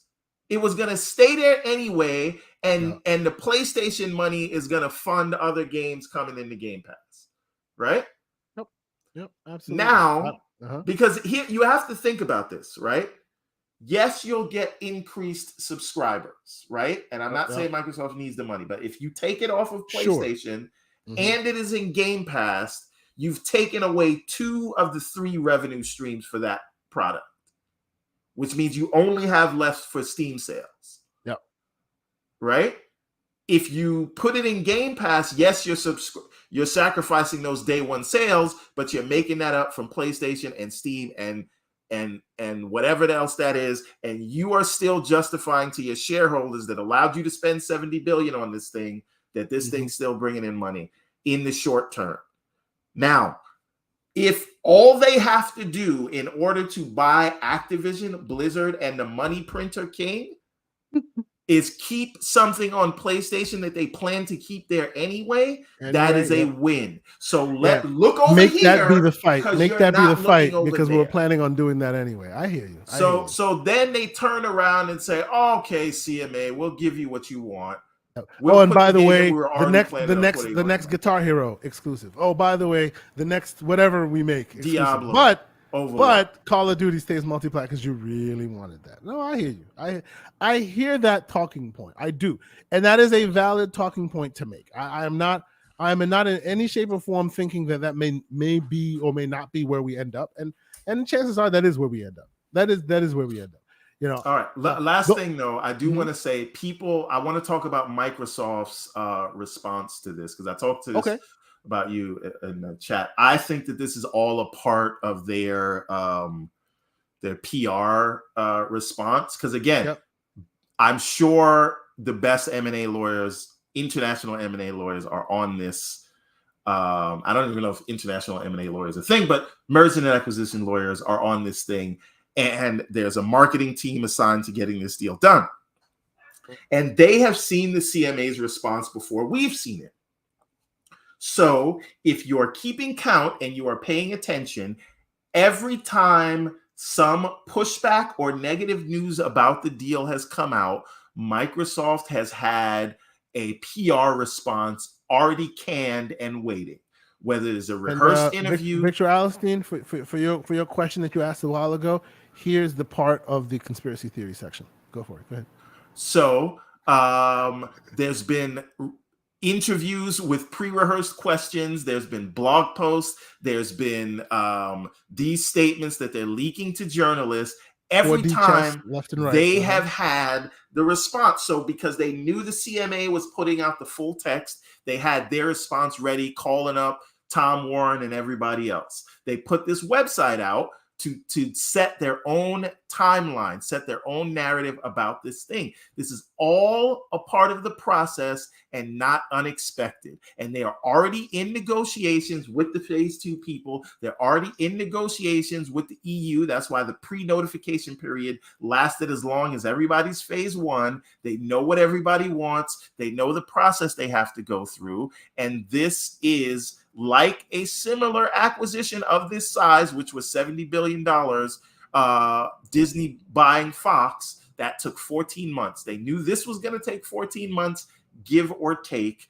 They will make concessions. I don't think Sony comes out on top of this apart from whatever Microsoft wants. And as long as they can put COD and Game Pass on day one, they've won. They've got this thing. Let them do it. Let it play out. The CMA is just talking to talk because you got to look like you're earning your paycheck. And if they end up paying some extra taxes in the EU or in UK, or they end up giving some discounts here or there, or they end up promising to keep certain prices the same in the cloud, the console stuff that we care about, I don't think that is materially touched, and I think that is a shot down really quick. And the other stuff in the cloud that they may have to make concessions on, I don't think any of us care about. All right. So all right. Because let it happen. Take the information. Because the man Post Up is in the chat, and we appreciate him here. We will do a very, very unusual thing. Yeah. We too agree with Everborn, and we'll leave it there. Thank you very much. By the way, iMill is asking about the Sony what do you call it, contract? The parity contract.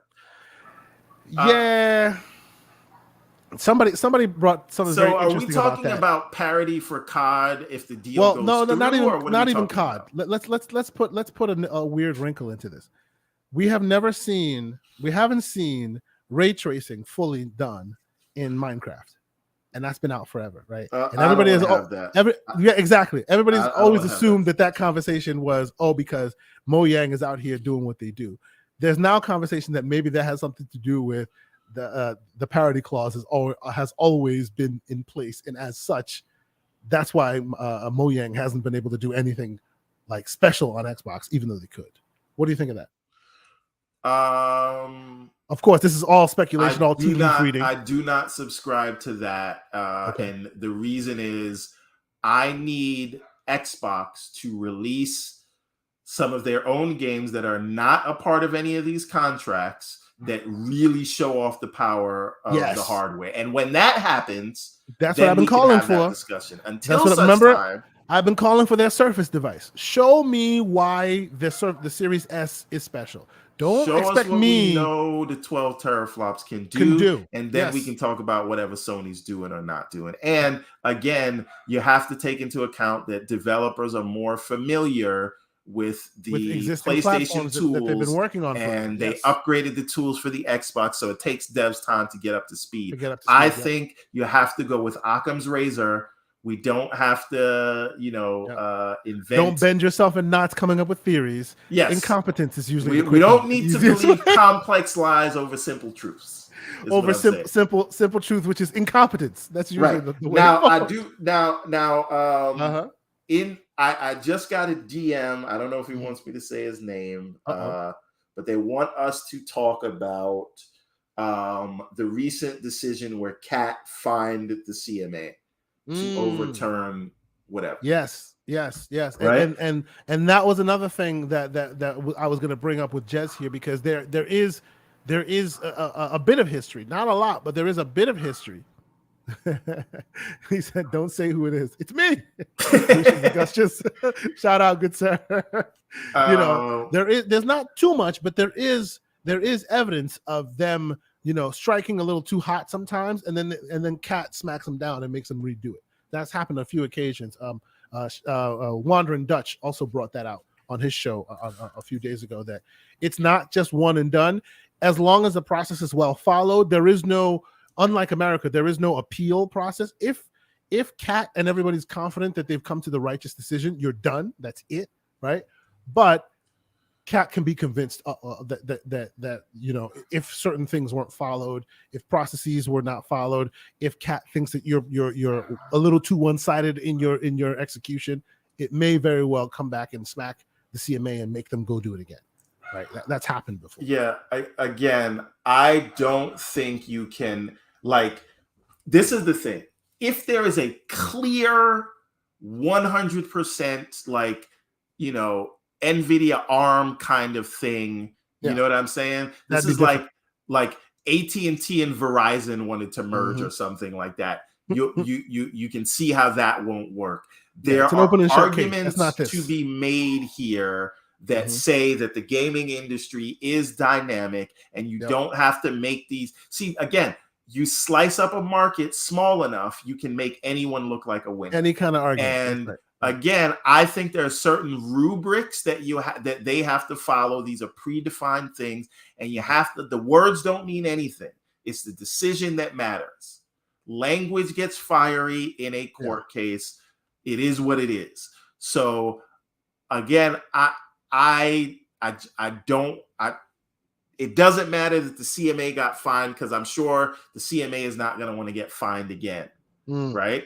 Because it's going to be egg on their face. I think, and Microsoft has 100 years of law on their side. You're allowed to buy what you pay for. You know, this is not them on trial, because they're not guilty of anything. They have 100 years of law on their side, and this is not from me. This comes directly from Hogue Law, who said so. Right. So if they change the rules here, they're literally changing the fundamental ground of capitalism. So we shall see where this goes. Right. And if they do not follow the rules, that's what the lawyers are for. So there you go. Again, that's right. And you know what? We will end this show in wonderful fashion.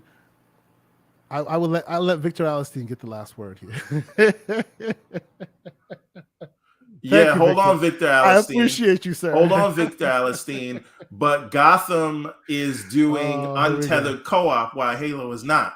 So hey, touche. Halo's doing untethered co-op if you know what you're doing to be able to get there. Yeah, whatever. You can talk crap about Mr. Everborn Saga. Thank you so much for joining me as usual. You know, we had some guests planned, and we'll have them on future shows. It'll be great. But I appreciate you for being here. And before we actually even go, we're rounding our outro now. There's still 100 people in here. Please, if you haven't hit that like button on your way out, if you enjoyed the show, please consider doing so. Hit that little notification bell. Hit the subscribe button. We're heading so close to our 1,000 subscribers. We're going to start doing giveaways towards the end of this year. Mr. Everborn, since I didn't get a chance to speak with you before we started the show, let me right on cam here let you know I was talking with Gerald Mack and a few other folks in our community. They would very much like that She-Hulk spoiler cast explainer at some point before the end of this year. We definitely should do that. Have an on the real special. Talk about it. We can talk about it. No, not right now. We're almost 3 hours, bro. Okay. We're almost 3 hours. All right. Maybe I tried to give it to you, folks. And just so you know, guys, in the next in November, the Game and Circle podcast may be not live for a couple episodes because I'll be taking a trip. But in that time, I'm working with Everborn in the background to see if maybe we can fill in with a special episode, maybe a spoiler cast of Rings of Power or She-Hulk or something like that. I gotta catch the finale of yeah. So we'll talk about that, and we'll drop. That's why you may not have seen an on the real drop for us this week. We really did an extensive tech drop section, which I really appreciated. So please, more feedback. Anything you guys want to see, we're definitely always about having that conversation. So, okay. Thank you guys so much for being with us. You know, as I've said at the top, we're growing in leaps and bounds. We're 800 subscribers, probably a little bit more now. Hey, if you haven't subscribed, please think about doing that. We really appreciate you guys being here and having these wonderful conversations with us. Mr. Everborn Saga, what else can we expect from you this week? Is this more of just life happening, still churning butter on the game, or is there anything else that you want people to be aware of coming up? No, it's still working on the game, trying to get production back in gear on the comics, because we got like 3 books we want to put out next year, and then I'm trying to get everybody back on board, the whole team, because I kind of shifted everybody towards the game. But I need them to kind of do parallel work. To the comics. That's well, right. not go back. We need to do both. Parallel. That's right. Parallel. But we it's got to try to manage all those things. And one thing to look out for in the coming weeks is Microsoft's their Q2 financials, or Q1 financials, I guess that would be coming close. We might get more Game Pass numbers there. Well, forget about the Game Pass numbers. Billion. You are going to hear Satya Nadella give guidance on their confidence level on the deal. because they cannot say we expect it to go through in fiscal 23 if they don't actually expect that. If they don't believe it. Yeah. So, Right? so it'll be, the words there will be very, very important to hear. So we'll hear what their confidence level is there. I suspect they're going to say they're still confident about it because that's what they've been going out and saying. And then November 8th is going to be a big deal because that's when the EU's first preliminary decision comes back, and we'll see if they want to do their phase 2. They're probably going to do their phase 2, but we'll see what purview that's going to be around. And also in November, it is rumored that we're going to hear something from the FTC. So that is going to be super interesting. And I think that last thing I'll say on this thing, this is how this thing is going to play out, right? If the EU doesn't have major complaints and the US doesn't have major complaints, right? Even if the CMA has like concessions that they want and all that jazz, the Microsoft is going to wait for the outcome of the EU and the FTC, and then they're going to say, "Hey, this is how the US and the EU views it. Yep. Can we negotiate something so these things are more in line?" They're basically going to want to make. What you're saying is we're definitely going. We're still not at the end of this. We're still there's still a lot more moving and shaking to go before. And if you read the Brazil decision, they've made their decision, but it is still contingent upon passing in the EU and the US. So I think they're going to take those findings to the CMA and say, "Hey, the rest of the world views this way. Let's have another conversation. Yeah, let's have another conversation about it. Yeah, and they can tailor their concessions based around what they're doing with the rest of the world. Yeah, and you will be here. We will be here with Mr. Everborn Saga, passionately calling all the balls and strikes for you as this stuff matures and more of it comes out. It's going to be a long haul with some popcorn. So get your stuff ready. By the way, people are saying that the EU is going to focus on cloud. Back in April, Microsoft was probed on Azure, and the head of the antitrust committee said that they haven't found any issues. At all. Yep. So we shall see how that goes. There's no world where the EU doesn't go to a phase 2 on this. I can't see it. No, just the dollar amounts alone justify phase 2. And that in and of itself is a 4-month process. So if they go to a phase 2 in November, March is the earliest time this thing closes. Yep. So those of you who are already done with the conversation and just want to start seeing the fruits of their labor, we're going to be waiting a little while, but it's still going to be here. We're still going to be in it. Took 14 months. This is going to take at least 14. It's going to take as well. Yes, but while you're here, you may not want to pay attention to all the balls and strikes. You can rely on us, to give you all the bullet points and what we think is interesting as it comes up. Again, please, like us, subscribe, all your various podcast services, both audio and video. We always appreciate all the support. We always see such great comments when this posts up, and I always share it with Everborn, and we have a good laugh. By the way, Lucius Augustus in the chat. This is very important. We're going to go completely ungame related. Okay. But this is true, and I did it last night. The beta program for the student loan forgiveness program has launched. If you got any student loans out there, check it out. Sign it up. Yes, thank you. If you got Pell Grants, that goes up to $20,000. If you didn't have Pell Grants, $10,000 off that debt. Check it out. Unfortunately, I had finished my schooling before I came here. Had I not, I would be definitely partaking in this right here. So yes, go seek it out, because it's definitely something you want to be a part of if you have any kind of loans and student debt. I got to make sure my 1099 is below the threshold for last year. I don't remember because it's right. Everborn economists over here. Let's move swiftly along. I hope they're looking at the AGI and not the gross. Yeah. Let us move swiftly along. But for Mr. Everborn Saga and myself, I hope you guys enjoyed the tech stuff we were doing. Send me some feedback about that. If you like the weird tech stuff that I do, I'm always here for it. I'm going to be doing more, and I'm literally looking at like a big thing of windows as I speak to you guys right now. And I look like a complete fool wearing these glasses. I know, but it is what it is. No, you look like it has a cyberpunk vibe to it. Yes, it does, and it has a little thing. Oh, and by the way, when you're in the plane and you don't want to see through the VR, you can just totally like put this in front, and then you can just see that the screen hit things. Anyway, we're getting out of here. It's been a great show. We'll talk again. I'm using this to play VR. Okay. Sorry. Yeah. And I'm not going to take the show further, but there's something that we did have to say. What do we have to say? In the alternate reality where the deal falls through, Mhm. does Sony really know what they're doing? Because what does Microsoft do with all that money? And what does Activision Blizzard do once you kibosh their deal? You know, the company that used to basically account for so much of your money that you really, really didn't want to lose it. Yeah, you screwed the pooch on their deal. And now either Microsoft had to pay them money or they had to pay Microsoft money based on the ultimate result of that deal. What do you, Sony, do since you no longer have any friends that you can call on when it comes to that? It will be interesting. Absolutely. All right, that's it. We'll save that topic for next week because that's an evergreen topic. So that is definitely an evergreen topic, and we'll get back to that. And hopefully, maybe we'll have some more guests will jump in and join us. But until next week, it's been so much fun catching up with you, Mr. Everborn Saga, and all the fun people in the chat. Always great chatting with you guys. Starting your slanderous weekend off right on a Saturday. Hopefully, the living split screen guys are still active. But this week, 3 hours exactly. Woo, we're out there. Have a good day, folks. We'll talk to you guys next week.